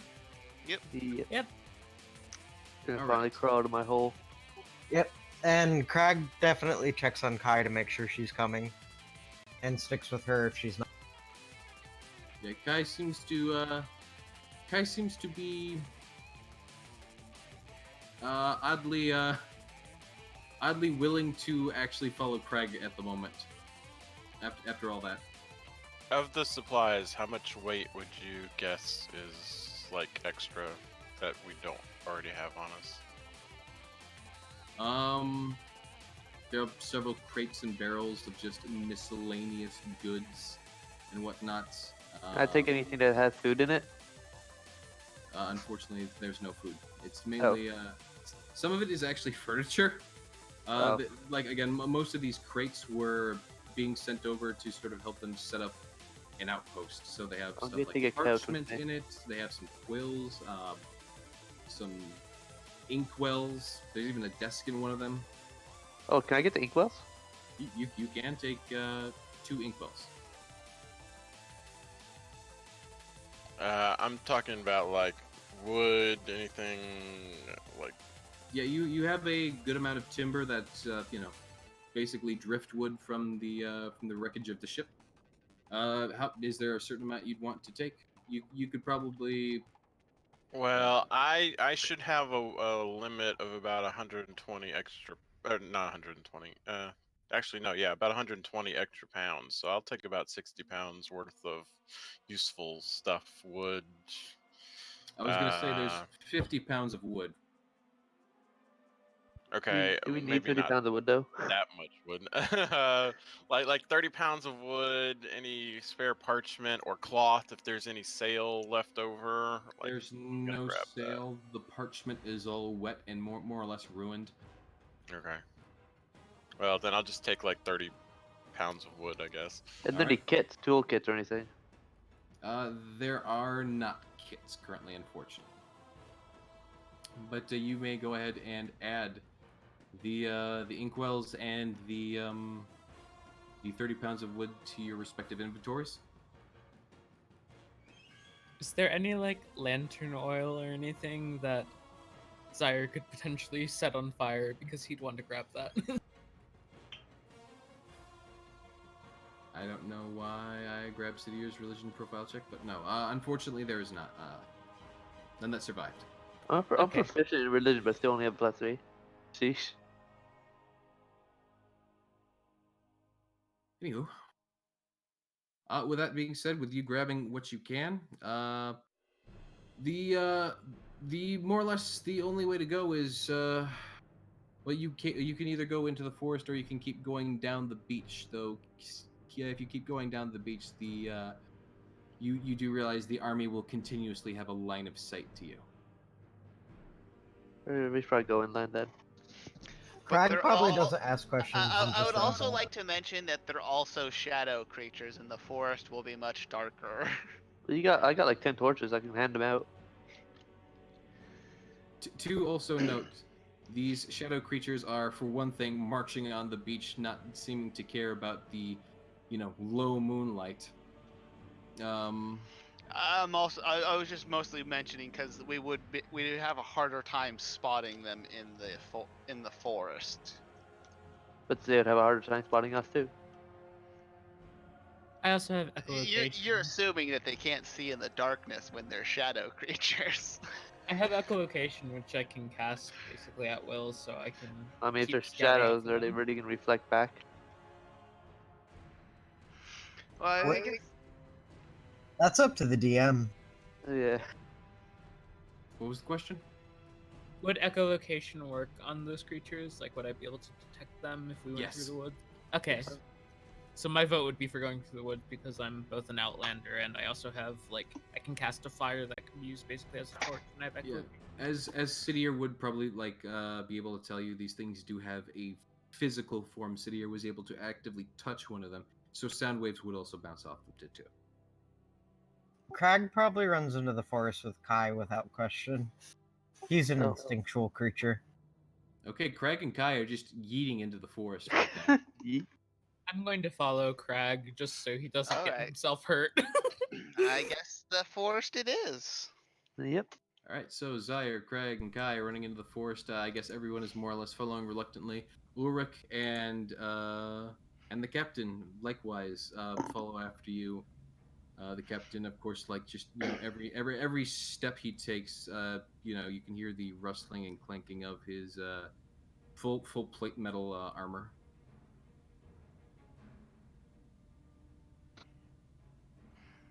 I mean, I don't really think we're trying to be stealthy so much as just keep moving. Yeah, Yeah, pretty much. That's absolutely fine. As you do go through the forest, you find yourselves moving for quite some time without interruption. It's probably about an hour before you actually come to a road. From that road, I would like another perception check from everyone. Perception. And this is a sight thing, right? Yes, this is a actual visual sight thing, and also Alright. this is not this perception is it doesn't have it's got a low DC, just so you're all aware. As long as you don't nat one, you're probably. In fact, so long as It's all that doesn't happen. yeah.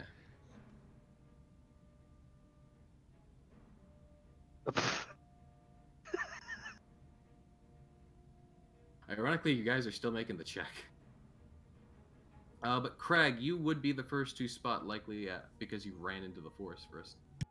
Oh, I think we're missing one from someone, but Respawn. yeah, it doesn't matter that much. Sorry, Honestly. Take their passive. Sorry, I what? got an email about some kind of attack from my server box. Some sort of what? Apparently somebody might have had access to one of my servers, and I'm trying to figure out what's going on here. So I'm a bit distracted, but this is something that I have to deal with immediately. Not to worry. You are fine as you are. Everyone else hasn't noticed the thing. So, as you are running through the forest, you actually happen upon that road, and you notice that further down the road, to the south of you, there is a cart with various purple lanterns set up all around it, and the front, like the side door of the cart, is open with a a general, like, normal torchlight on inside of it. But there is just straight up a cart in the middle of the darkness. Seems to be open. Seems Let's to go be to it. lit. I kind of Lanterns want on to the back. investigate that to see if this has anything to do with those shadow monsters that are chasing us. I agree. All right. How would you go about investigating that then? I'm just gonna walk up to the open door. Okay. You walk into the radiance of the purple lanterns, and you feel oddly safe as you walk up to the double doors, and a strange being without fur, feathers, or scales pops his head out and gives a soft wave and says, "Hello." Hello. Hi. Graham, Yeah. we've been following City Air. Mystery Man. I want to This buy is the thing in a bottom left pocket. This is the gentleman who is before you now. He's not showing you the inside of his coat, but that is the individual that kind of pops out. It's kind of weird that he only has fur on the top of his head, but it is what it is. Sire eyes him suspiciously, just like, what are you? Ba-ba-da-ba. I'd also like to use detect magic on the purple fire lanterns, or whatever Oh yeah, you're a warlock. you whatever do is causing illumination to be purple. Um, that. Cool. Purple phosphorus. yeah, it's. I don't believe it's magical, but I could be wrong on that. And since Zim is busy, I will get All back right, what's to you up? with that answer. We've got these purple lanterns here that are giving off a sort of special glow. I'll have to DM you again.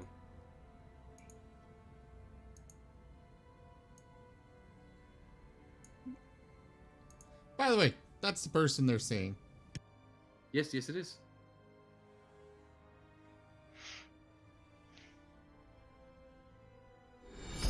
A resplendent offering. Oh. Oh, wow. Skyline, thank you so much for that donation. Oh. Yes, indeed. We very much appreciate that. Anyways. We got an astral beast summon now. Wait, what? Donation goal. Wait, whoa. What was the donation goal? Astral beast summon. Over The from DM doesn't Monday. know. Oh. Okay. I was going to say, oh, okay, I see. Yeah.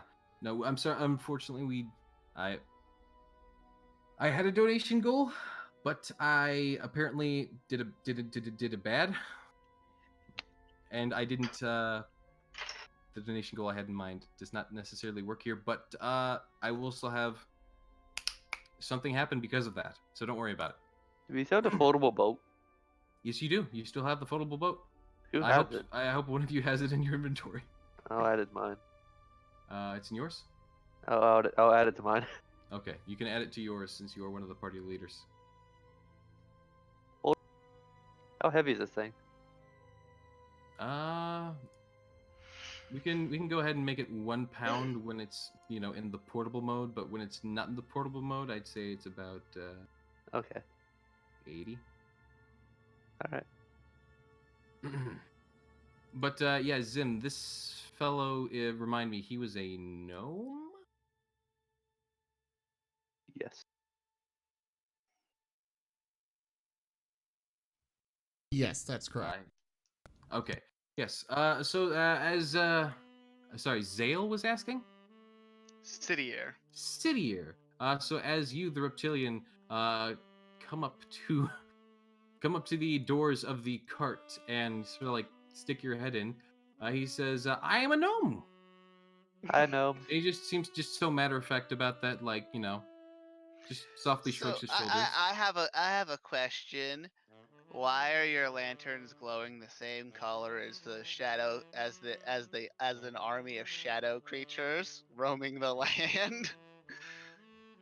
That's meant to keep them away. Oh. Ah. They don't Can we seem get to one off like you? these lights for some reason. Graham will motion for the others to come over if they see him. Can we have one of them?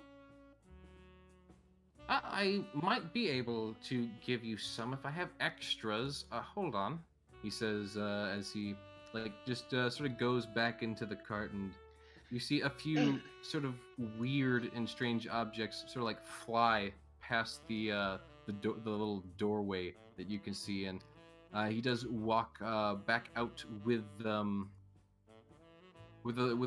small box of looks like a set of candles. that just Aesthetic has glow sticks.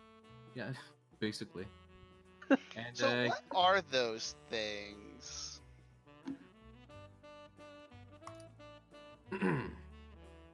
Oh, for those things? Well, that's more of a story. At least I think it relates to the story. He says as he just gently scratches his chin. I assume everyone has come up to the cart by now, yes? Yeah, and Zale's even kind of like, can we offer you a trade maybe? I've got about several days worth of firewood here. He chuckles softly and shakes his head and waves his hands slightly. No, you're going to need those. The firewood or the lanterns? Well, the lanterns would come in handy, but I suppose I could possibly spare you some. He seems to go back and forth in his head about that, but regardless, he looks to you all and gives a nod. Well, as far as those creatures go, yes, no, I think it does relate to the story. You see, long ago, Miraleth was a massive civilization of highly advanced and ancient people. Not much is known about those people today, but it's believed they were the cause of the crevices of Starfall, he says. And he'll actually go and fetch a map for the lot of you, which I can finally now use this.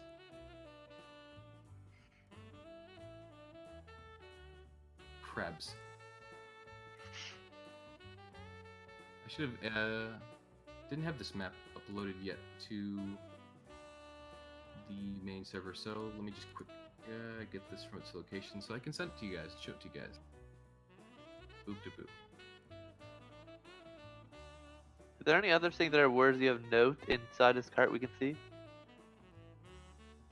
No, actually, there's curtains. Oh, okay. So it's all hidden. Yeah, it seems to be hidden for one purpose or another. You do believe you caught a glimpse though of some rather powerful magical items for the few things that did fly past the window while he was chucking stuff over his shoulder, haphazardly, just looking for these candles. Jeez. Did you happen to throw anything outside the cart? No. Oh.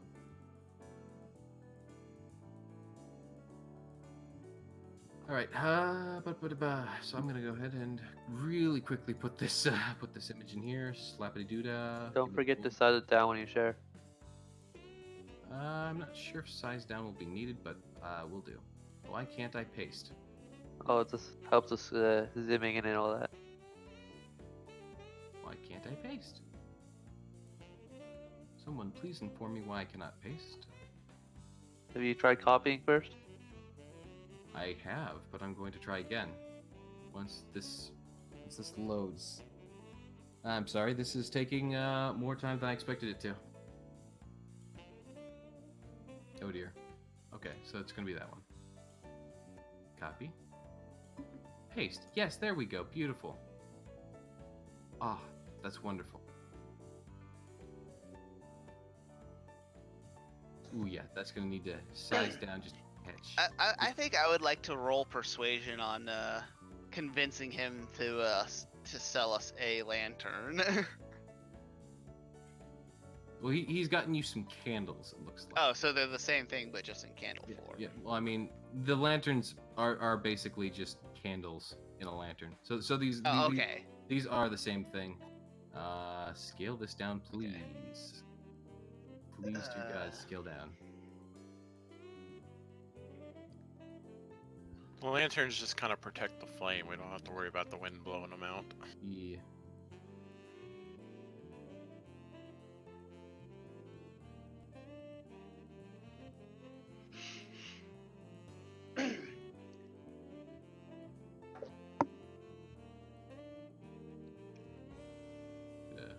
Sort of good size ratio for this here. There we go.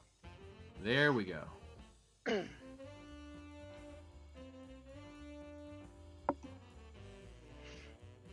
So he offers you he does offer you guys a map stating that this is a recently made map of the land. ever since the well, the darkness has come around, and I will now share this. Doop-a-doo-boo, share, sharing.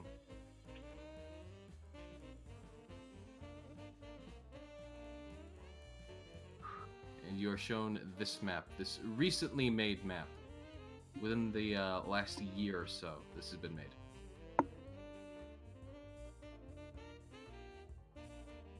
Where are we? That's a good question. Can I ask of that? You can. Where are we? That's a good question. Does he reply with "That's a good question"? Yes. Craig says, "Do you even know where we are?" Graham is going to. I want to roll. What is it to see like if they're like if an NPC is like. Well, ugly? considering we got attacked by Is it insight? Plesiosaurus earlier, and there's a Plesiosaur on the map, I'm gonna guess in that bay. I'm gonna roll. I want to roll insight to see if he like doesn't actually know or if he's just being cheeky. You may roll. You don't know. You can't tell. You almost believe he's doing it right.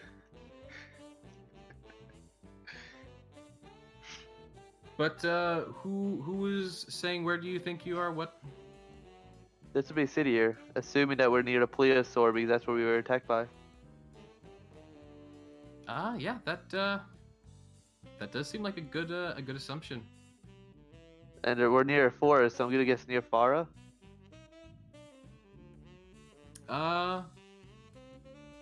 Go ahead and give me a survival check.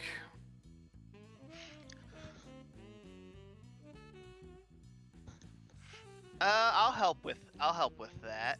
You can go ahead and make one too. I Yeah. don't think I need help. Luckily, yeah, Sidier, you got a natural 20.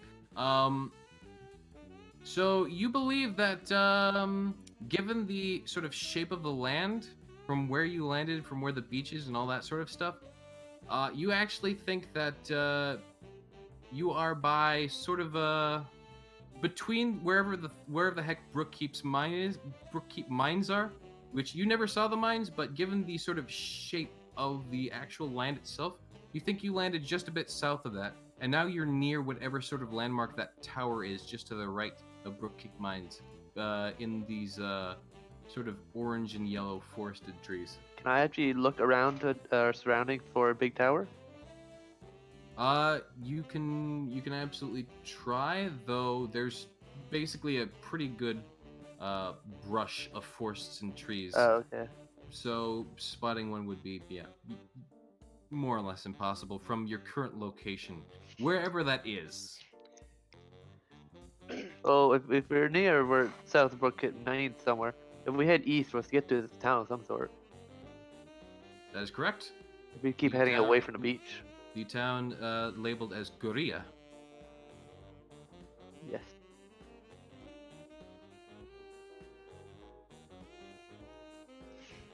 Well, it looks like if we follow the river, we can reach that town pretty. There's Without, two rivers. Those blue lines going into the sea. Yeah, there are in fact rivers on that map. If we follow up north to the first river, we'll get to a tower. That you could try to find the tower too. That is up to the discretion of the party. I like exploring. I mean, it's on the way anyway. It's not like we're missing out much of time. Anyways, back to my story, he says, sort of like waving his hands now that he's shown you the map. Starfall was believed to once be the capital of the ancient people. Its true name, whatever that was, is now lost, and it is called Starfall, as well. It is the place where a star itself fell. Whether it was from the gods themselves or a work of their own hubris, a star from the very heavens was sent down upon the city, shaking the world around it and breaking the land into tall spires of stone, separated by sea hundreds of feet below. That was very descriptive. Indeed, it's a very descriptive land. compared to your other theory, You mean the saying "good question" for whenever we ask where we were at? I don't know where we are. How you have a map of this place, but you don't know where you're at? where are you heading? Oh, just around until the next set of adventurers comes along. Where did you come from? What is Also a your good question. name? Can we at least get a name? Hold Greaves. on. Greaves. Right, I was trying to look it up. Yes, my name is Greaves, good sir. Ah, It is a pleasure to meet you. you know, out of character, I feel as though I should not use detect magic because I might go blind. That's what I'm avoiding right now too. I really want to though, but I know. I mean, do we need to detect magic when you clearly can see the magic? Oh, that's right. I did use detect magic near this thing. How blinded am I? Yeah, no, when you did use detect magic earlier, there was just a glow of radiance from the cart. You kind of had to wait for it to fade before you could even approach. Oh, jeez. Risforn's walking around the cart and looking over it. Quite It is curious. It is a very basic cart, though there is nothing that there seems to be nothing to pull along. So now, sorry about the interruptions, but back to the story and how the shadow creatures relate to this Starfall place. Right. Well, so after the star fell, and as a sort of testament to the stubbornness of how people are, they happen to have rebuilt there, even though the world there was very much broken. Something has happened there now, and the land almost seems to be cursed from word of anyone who's been there. At this moment, you actually hear shouting from the forest of two rather large-sounding individuals, as they seem to be approaching the cart. Go ahead and I guess roll me a quick perception. Anyone who tries to just generally glance in that direction of you two. I have advantage on hearing perception. Would I be able to use that You may go ahead and roll that advantage. This is a hearing check. Okay, then. I mean, it's Yay, advantage! I And mean, I do any of only us did even one. have hearing still? With how loud a thunderclap was right next to us? all right. All of you can hear and then quickly spot out of the darkness. Two of the Tabaxi mercenaries who Oh. were on the ship are running through the forest, being chased by those shadow creatures. Graham will hop out and kind of like try to flag them down. Crag pretty much immediately pulls out his bow and takes a shot too. You just shoot at one of the guards? No. The shadow creature. Oh, they're being chased by like a swarm of them. So you are more than welcome to take a shot. You're probably just never go- gonna get the arrow back though. Yeah, go ahead and take a roll for it. Yeah, your arrow lands into the crowd. You see the stream of one of them fading away, but there's still like a straight up crowd behind them. Website blocked due to malware. Okay, cool. Don't know why that popped up. All right, I'll cast some. I'll just cast Eldritch Blast and lay down some covering fire, and so that way it also kind of signal like, hey, get your asses over here. Right. They are very much running. Yes, but they need to, like, I'm trying to make sure they run to us, because No, they are running. They're beelining towards you guys. They have seen the lanterns and the lights, and they are like making straight beeline to you guys, and like they're waving their arms, and they are trying to get your attention. How far away are they? Zale just grabs one of the lanterns and runs out toward them. I'll get a run out with Graham, ready to cast Word of Radiance when they get close enough. Which actually Right. hits everything in 5 meters around me. So wait, hold on. Who's grabbing a lantern and running with it? Zale, and I'm Oh. running right toward them. Okay. Go ahead and give me an athletics check for keeping the fire alight while moving quickly. Is it that with the doesn't the lantern kind of protect it? Kind of, but not if you're just straight up running with it. Ah, You said athletics. Yes. Wouldn't that be sleight of hand? Yeah. Or, It's more of a nimbleness thing, but you do manage to keep the flame, level enough and steady enough that your running doesn't disrupt it as you do charge for them. They are, however, a good distance away still, and well, Graham is providing them covering fire, so. right, and that's good. That's great. That's fine. I'm gonna But- follow up with Zale. I'm gonna go ahead and say right now though that you can only fire so many, and there is a swarm. Well, Of I these would be things. I would be focusing like on if like one's about to grab one of the Tabaxi mercenaries, I'd be like focusing like on that one specifically. Well, funny you should mention. One of them straight up trips and falls over as the other one keeps running. So her funeral rite was not in vain. I mean, these are only 2 of the 5 Tabaxi guards, so maybe not.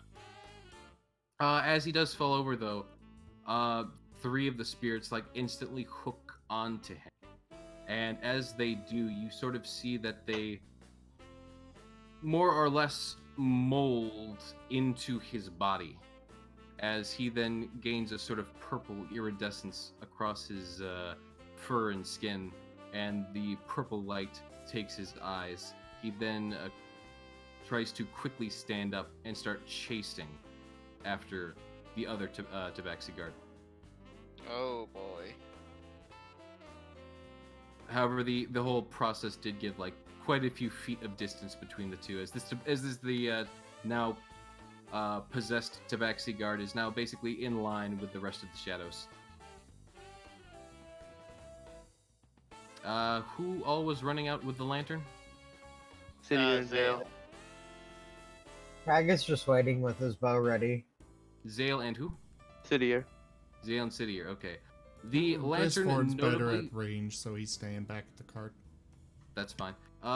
You do notice that, kind of given by the sort of circular glow of the lantern and the candle, that there's probably only 5 feet of protection of light from the holder. We can play leapfrog. Well, I'm just trying to get the Tabaxi within that protection, and Right. kind of still running toward him. Yep. You easily make your way to him as he's running straight towards you. Then he sort of like just tries to like grab your shoulder and get you going the other direction. He's like, "What the hell are you doing? Run!" And I'm like, well, I'm trying to save your ass. Stay near me. But as he sort of grabs you and tries to sort of get you turned around and running the other way, make another quick check for me to keep the flame alight. This one will be actually sleight of hand because he's now basically jostling you to try and turn you around. Okay. Ooh, yeah. Oh. As he does so, he shakes the lantern in your hand, and you do notice that that purple light quickly fades out. Can I cast Word of Radiance? You are absolutely allowed to do so, but it only lasts for about 1 turn. Yep. And And let's we'll see. slow him down, won't it? Let me just take another look at where radiance to see exactly how it works.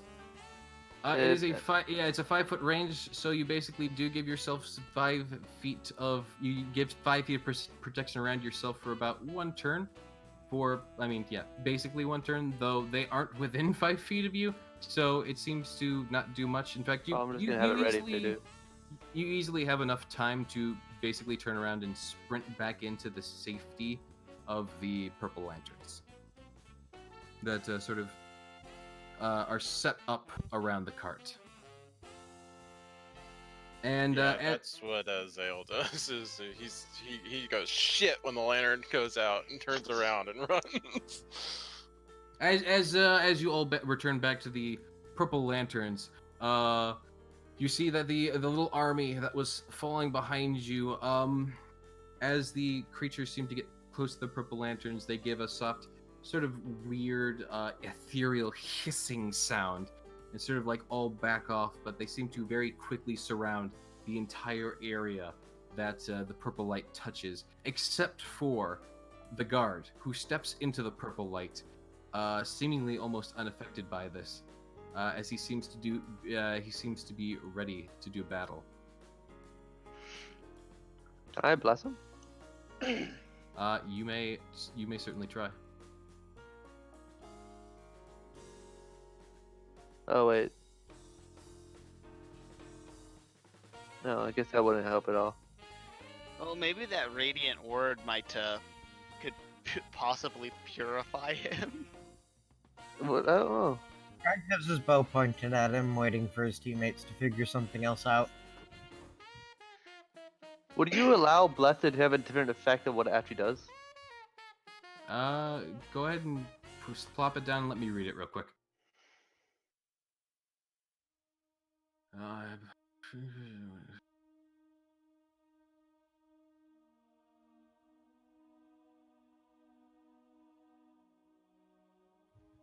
All right.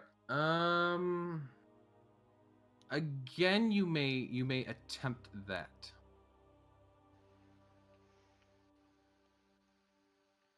It'd be holy, right?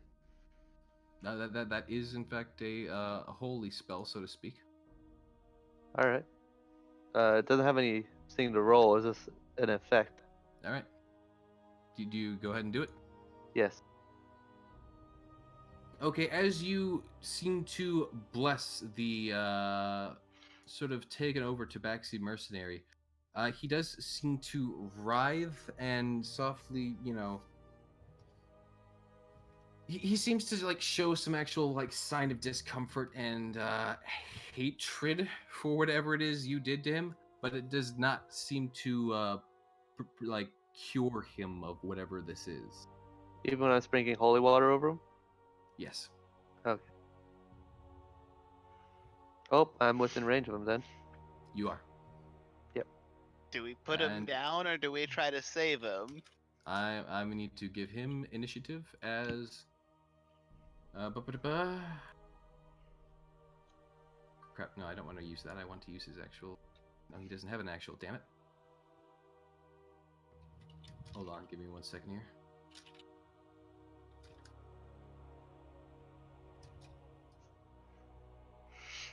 And for his friend. So this one is the enemy, that one is the friend. There we go. All right, and actually, everyone, go ahead and re-roll initiative if you want to fight this guy at all. I mean, just everyone re-roll initiative. Boop-a-boo, Sidir, Ristforn. There we go. That should be everyone. Grisform and Graham have the same exact initiative roll and the same exact modifier. You two can go ahead and re-roll if you want. I'll just roll. It's I'm supposed to be okay whoever with has the higher keeping- deck. I'm okay. But we have the same decks, I think. What's your dex? 16. We do, but I'm okay with going with whatever Fantasy Ground sets us at. Okay, it's at Graham first. So, it's actually Craig who gets to go first, who was basically sitting there with the crossbow anyway, so he would likely be quick on the draw. Yeah, Assuming he fires off his arrow and yells at Kai to get in there. You're shooting off your arrow at the Tabaxi mercenary or at the crowd that's absolutely surrounding the cart? The one who's the most immediate threat. The closest one. The most immediate threat seems to be the Tabaxi mercenary because everything else seems to be blocked by that sort of purple light. Do we want it? I was aiming it at the mercenary who came in. Oh, okay. So I guess because of what I said, I meant. You fire at the mercenary and That would have helped if you rolled it onto him, but let me check his armor class. That actually does hit. Just barely. You managed to land a arrow straight into his left bicep as he gently recoils with 6 damage. Let's try to disable him, not kill him. He gives out a somewhat bestial snarl. Crag gives a pin command to Kai, hoping she'll listen.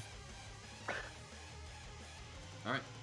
Christopher but just it is looks now- at his sparkling gun or a bracer and shrugs. Is now Zaire's turn. Sire's going to attempt to use his Charm Person spell to see if he can just get him to chill out for a second. You may go ahead and do that. Now let me just take a look at the spell and what it does specifically.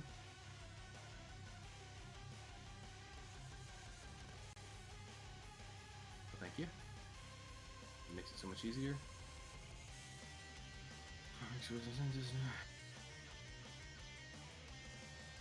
Okay.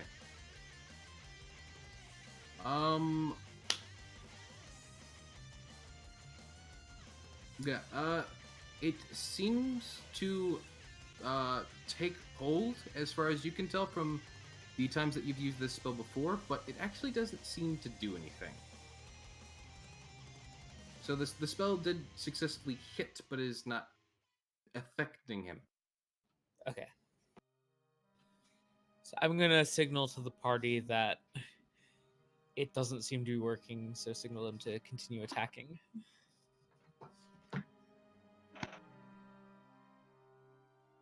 It is now Ulrich's turn. Ulrich, Ulrich's gonna go ahead and he is going to attempt to tackle the man to the ground.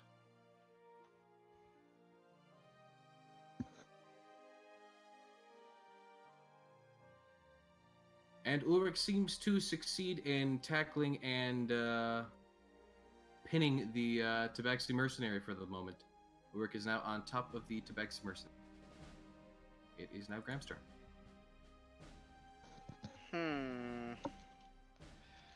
I definitely want to try non-lethal at the moment. So, do I have to punch him, or can I just like hit him with like the flat of my sword? Like I mean, the... just classify it as a non-lethal attack. Yeah, Okay. you can, yeah. You can do non-lethal attacks, I will allow. Hit him with your sharp edge of your blade, but call it a non-lethal attack. Doesn't actually kill him. Alright, this is gonna be non-lethal. Oh, wait, I think that makes it so just, if you do kill them, it just puts them unconscious and doesn't actually kill them. Oh, that's a good hit.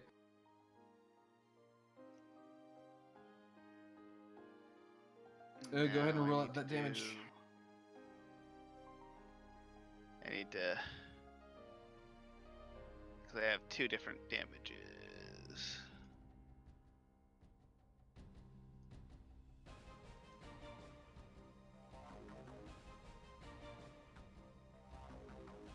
Hell.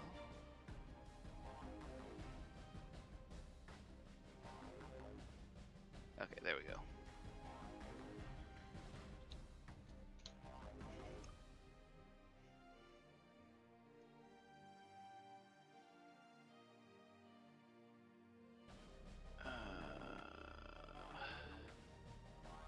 What's going on?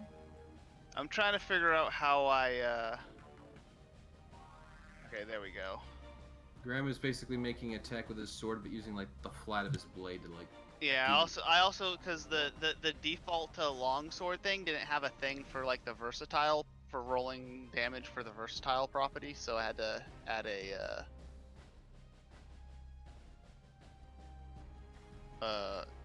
1d10.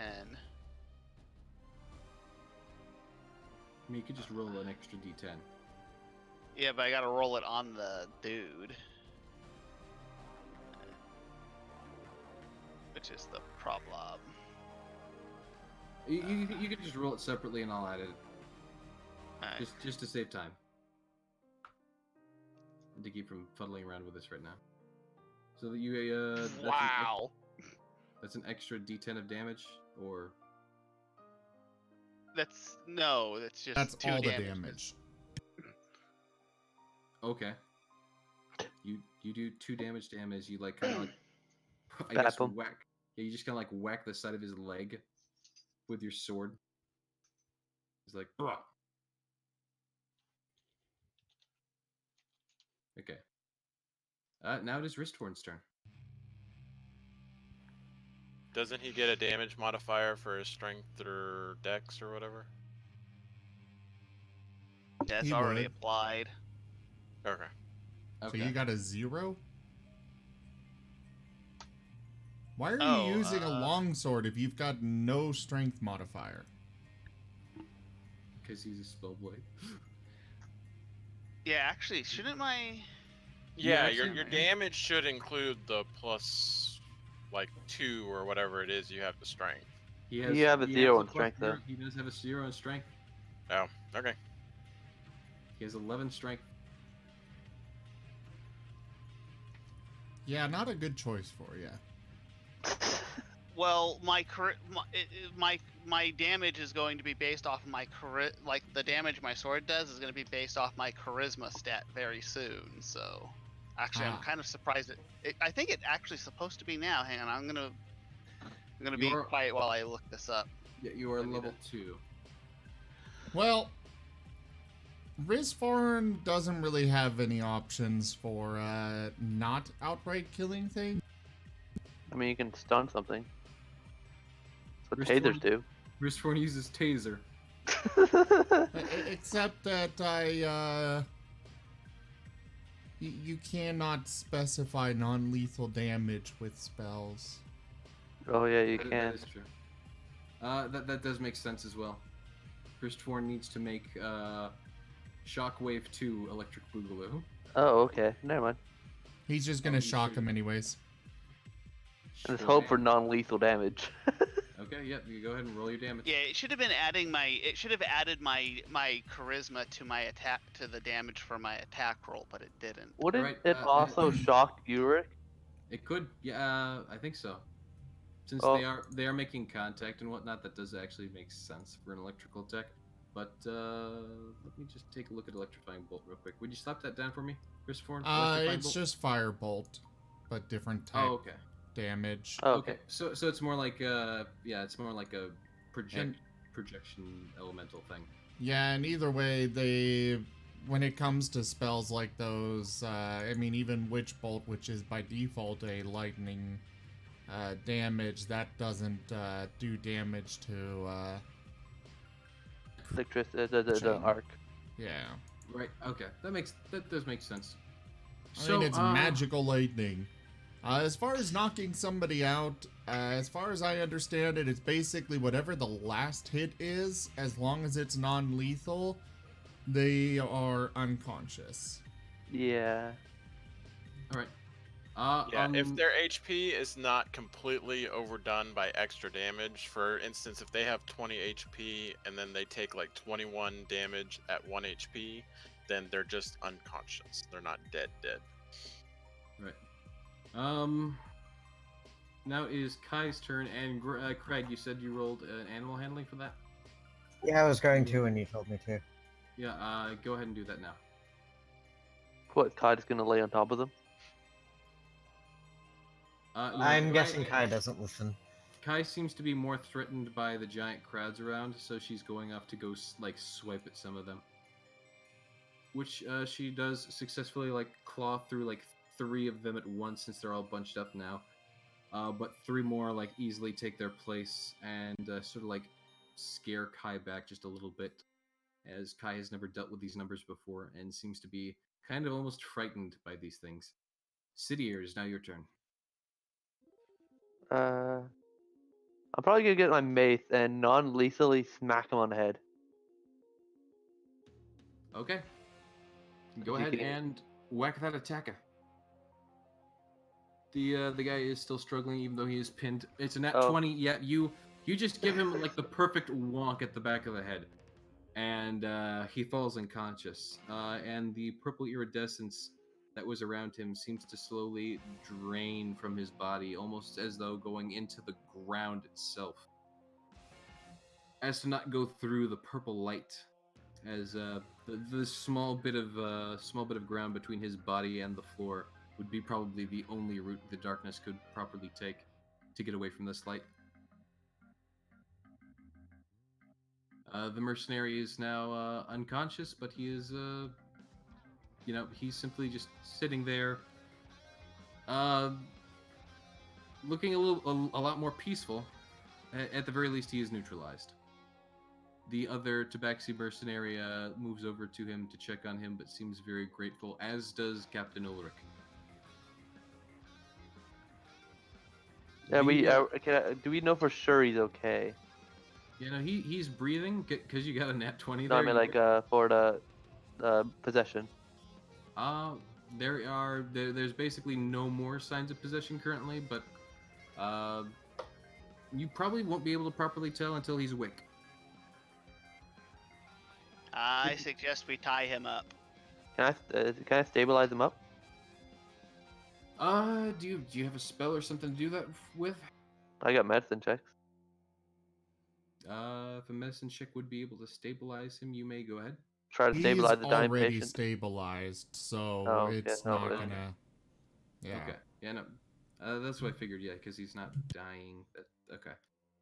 So yeah, no, he's just going to rest, and the guy who claims to be a gnome, whatever the heck that is in this world, just gives a sort of sigh as he leans forward from his window.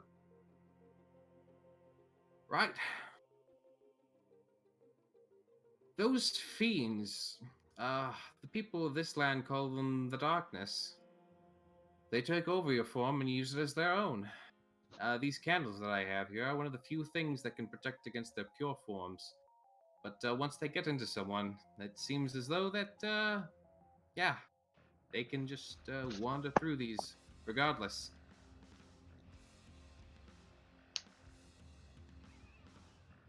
If I'm it's not really these, glad we didn't stay on that beach. if it's not these candles, it has to be the light of the sun itself, as these things don't move during the day.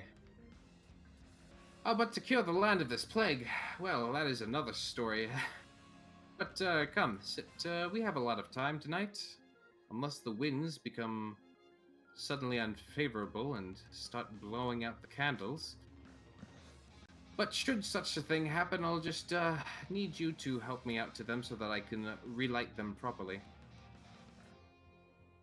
And in fact, he actually reaches out, gesturing to one of the candle lanterns that I believe Zale would still be carrying. Right, and I kind of hand it back to him. As you hand it back to him, he takes out a tinderbox and lights a match that seems to sparkle almost for a second before lighting the candle. And the candle seems to take on a normal fire for a minute before starting to fade back into the purple glow.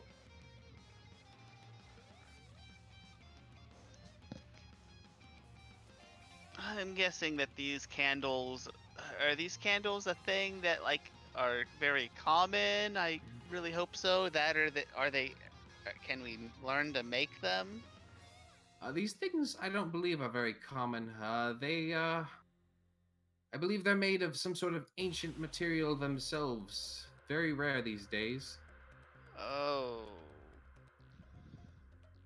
Tell you what, since it looks like you very much do need them, you can go ahead and take this pack for yourselves as a gift, he says as he offers them a pack of 6 of these special candles.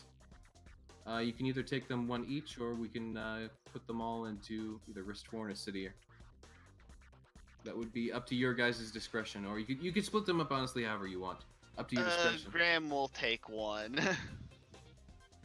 Ristforn will take one. Craig takes one. Zaire will also take one. Okay, everybody gets one. So do these candles have a specific name or? Zale does not take one. I'll take Zales then. All right. I suppose darkness candles. That sounds like a good ring. They give purple light. That yes, darkness candles. How about that? He seems to just nod to himself, seeming happy with the made up name made up on the spot. Here's a really important question. How long do these candles last? That is a good question. It depends on if you use them all at once or if you plan to go on and off with them, I suppose. I How believe long a that they can- singular one will burn? I believe that they last for several hours each. Okay. I don't know the exact time. After all, it is basically a sort of special kind of wax, along with a thread inside of it that I believe is also magical. He says, just softly squinting at it. So that's very worrisome. Still, I'm very thankful for for this, but it's just also very worrisome that we can't get a full night's sleep without. I think we'll be fine with him. Just switch to a nocturnal lifestyle. I think that we want the opposite of that because nighttime is going to be very dangerous. So we gotta We'll try just have to make sure we're out of sight at night or something. Well, according to this map here, he says as he points to the map again, it looks like there are certain places that the darkness doesn't seem to be touching on this map. Perhaps if you could make it to some of those places, you'd be able to get a proper night's sleep. What's all the compass-looking things? What compass-looking things? The circles. Oh, I believe those are the points of actual landmarks. The more complex it looks, I believe, the bigger the city it actually is. Oh, so the one in Fortitude's another Fortitude, pretty much. Oh wait, no, Fortitude is a circle. Never mind. So this map, is there any way that we can tell which areas are touched by the darkness and which ones aren't? Well, if I'm being honest, this one seems to have been made several moons ago, maybe even a year. So the areas that seem to be touched by darkness, at least most recently, I believe are the ones painted in black, whereas everything else is the safer areas. Oh my. Would you So say towns everything are is in safe from the danger. darkness? I beg your pardon? Would Guerrilla be safe from the darkness, or Gretchgarb? I think Gretchgard is smack dab in the middle of the darkness. He sort of peers at Guria. I believe Guria seems to be in a patch of green there. Though, again, this was made a little while ago, so that may have changed. As far as Gretchgard goes, no, that one looks like it's absolutely in the darkness. Alright.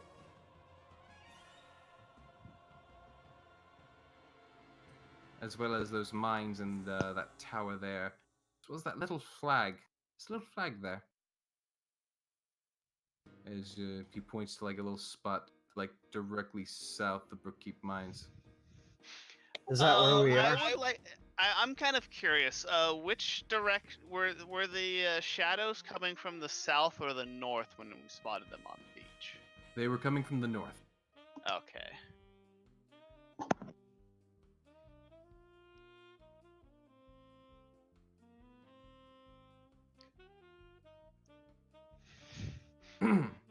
Well, So- anyways. So I suppose there's a lot of you will probably be staying around the cart tonight. That would If be you wouldn't mind. lovely.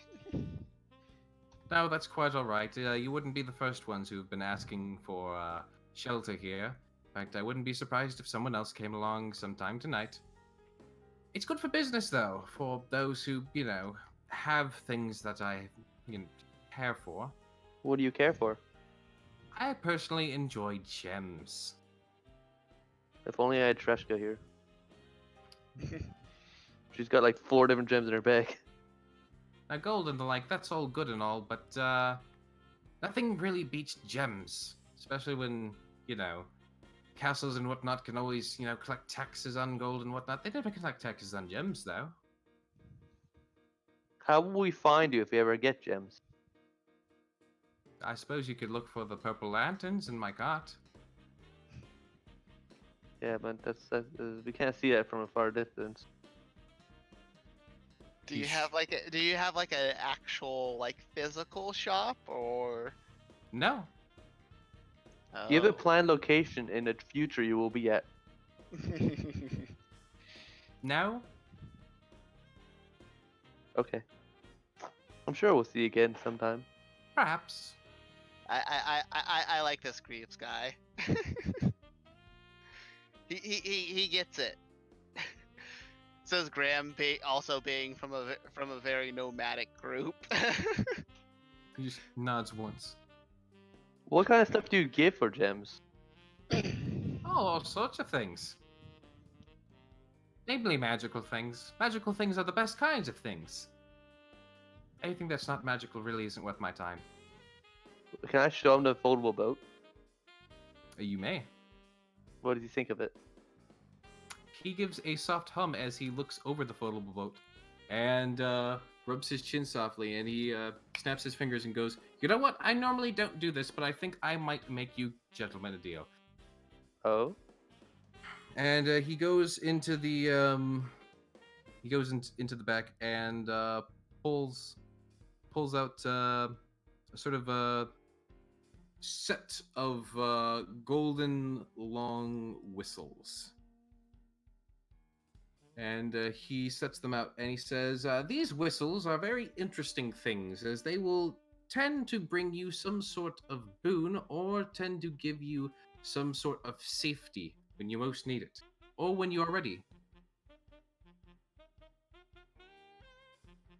Ready for? The boon. Oh.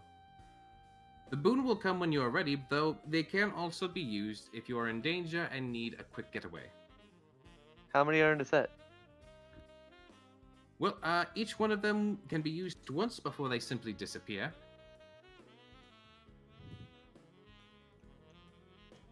How many are there? He has presented you 6, one for each person in the party. Risforn? Yes. What are your thoughts? Honestly, I got sidetracked dealing with this. He's asking if you want to trade folding boat for 6 boon boons. pretty much. whistles. They're basically whistles that will give you something when you are quote unquote ready for it, or they can be used as a escape from danger, like a get out of jail free card. That's 1 boat that we're probably never going to use on an island, or 6 spoons. Yeah, I guess. I don't know. I remember hearing something about rivers. Yeah, they're well. Which way do these rivers? So they Well, flow considering it goes through a from mountain, probably south. sunrise down to the Shinerise. ocean. Shinerise. So that's where the water. So they're not really gonna. I don't think the boat's really gonna help us too much.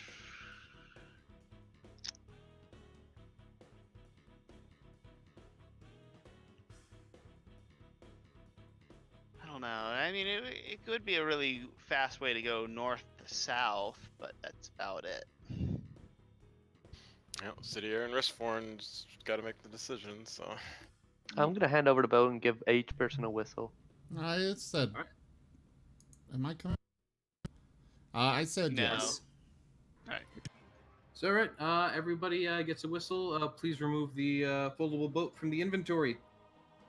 Yeah. And I will note that this is this is the thing I went ahead and did for the donation. So go ahead and slap that down. We could trade in a boat for 6 boon whistles.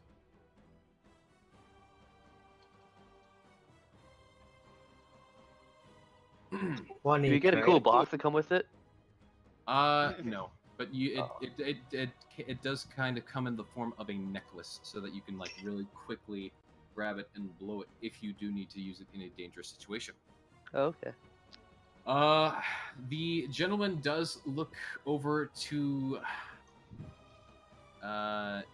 Zale, I believe it is, points to him and says, "Yours might be ready fairly soon," he says with a wink. Oh. Zale looks kind of at him like confused, and it's like, thanks for the tip. The boon whistle be ready for him? He does not specify. Oh, okay.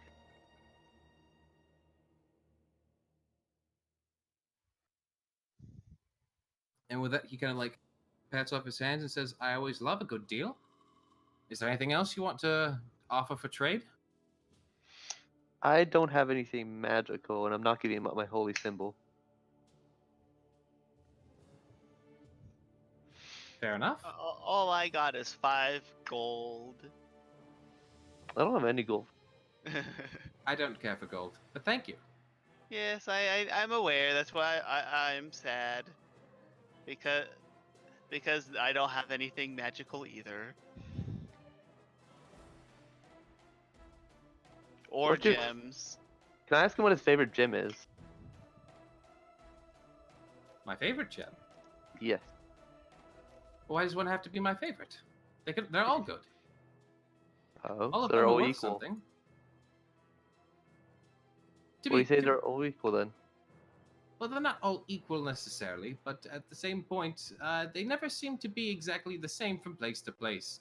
So, while one may be more valuable to some people, and that is good in some cases, it doesn't necessarily transfer over.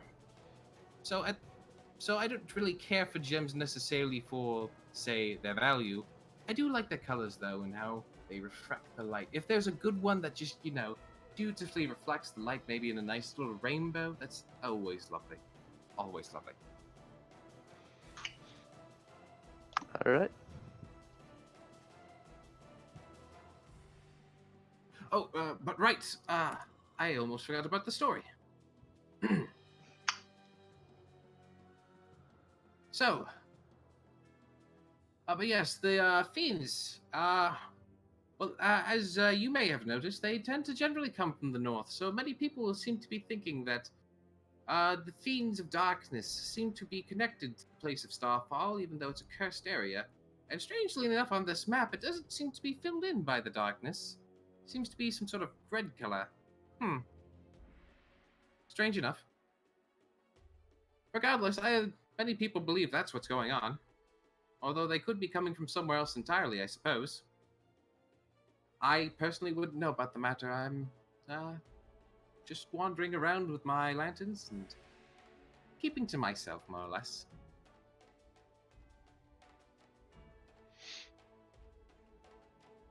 However, I do believe I also did hear about someone who knew a lot more of the situation. Someone who could, I believe the word they used was divinate? Oh. Yes, someone all the way down in Bellingham. Perhaps that's someone to look out for, I suppose, if you ever get around to there. I'm sure we'll find our way around. Hopefully so. That's a lot of area with darkness to cover. And if it Well- takes more than one day to get to go that travel that far. Oh, it most likely does. I'm pretty sure from wherever we are over to Guri itself, that alone could be a few days travel by foot, depending on how fast you can all move. Graham looks at the 6 candles. Oh, hopefully there's places we can hide from those creatures without having to resort to the candles. You wouldn't happen to know how intelligent or thorough they are with searches, would you? Oh, you mean the creatures of darkness? Yes. I wouldn't personally know. They seem to just generally lumber on forward. So I When think they, they're more of a swarm type creature. generally speaking, when they see something, they will all inevitably attack it. But I have noticed the ones that don't seem to be staring at my cart. Occasionally, I'll sit on top of my cart just to sort of, try and count them. It's a sort of fun little game that I've had with myself. But the ones that don't seem to be, trying to get to my cart relentlessly, seem to just simply walk towards the south. They don't seem to even be looking for anything. They just all head that direction. So you think they're going there for a reason? Perhaps. Maybe we should head south. I would like to get our bearings first. If we can find at least a landmark on this map, we can at least know where we are. The tower would. Well, the river should be the. If we head east, we'll hit the river if nothing else, and then we can follow that south to somewhere near Garia. So we gotta pass the first river and then go to the second one. Well, it depends on if we're. That tower seems to be somewhere near the fork. So if we're above the fork, then we only need to pass. We'll meet the tower on the way there. Yeah. Right then. Well, you are welcome to make camp here. I have absolutely no issue with that, especially since we've made a good little deal here. I'm sure someone will need this boat at some point. How do you move your cart? What do you mean? There's no horses. He just generally kind of leans over the counter and then points down to the wheels. Graham kind of looks at whoever said that. I kind of got blinded by the magic, so I think magic explains everything he does. Oh, okay.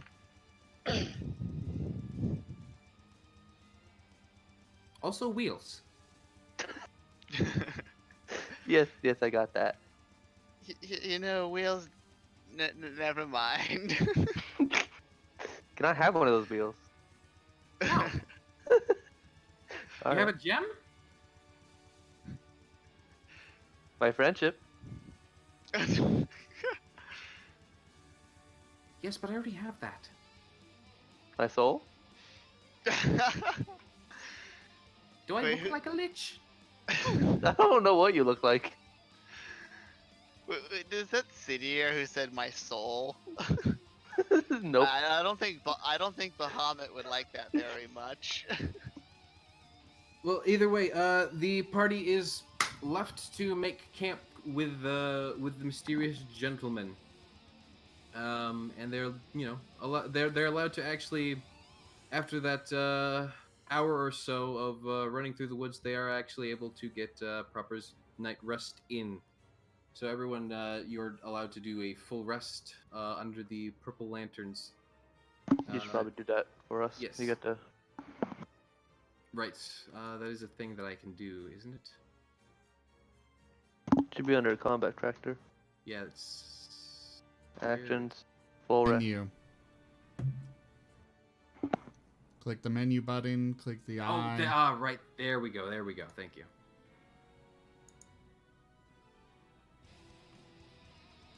All right, there we go. Party take long rest. Zaire is finally not injured. All right, and you did mention that you did tie up the Tabaxi mercenary, right? I'll just put him towards, give him a little faction skull there. Just so I know which one's which. All right, well, matters it's terribly much. time for us to end. Yes, it is.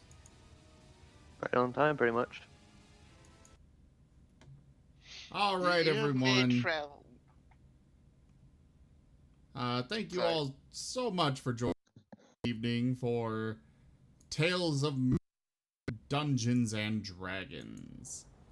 I will not be here tomorrow, despite my schedule saying I am. my sister's coming down for drill team stuff, so I'll be off watching her do whatever it is. I don't honestly know. Thank you to my patrons, donators, and subscribers. I really could not do this without you guys. Thank you for that donation, Skyline. That helps so much. And Furry, thank you for that subscription. Welcome to our little tribe here. Guys, make sure you join our Discord. We've got some little, we've got a private channel for you to chat and stuff in.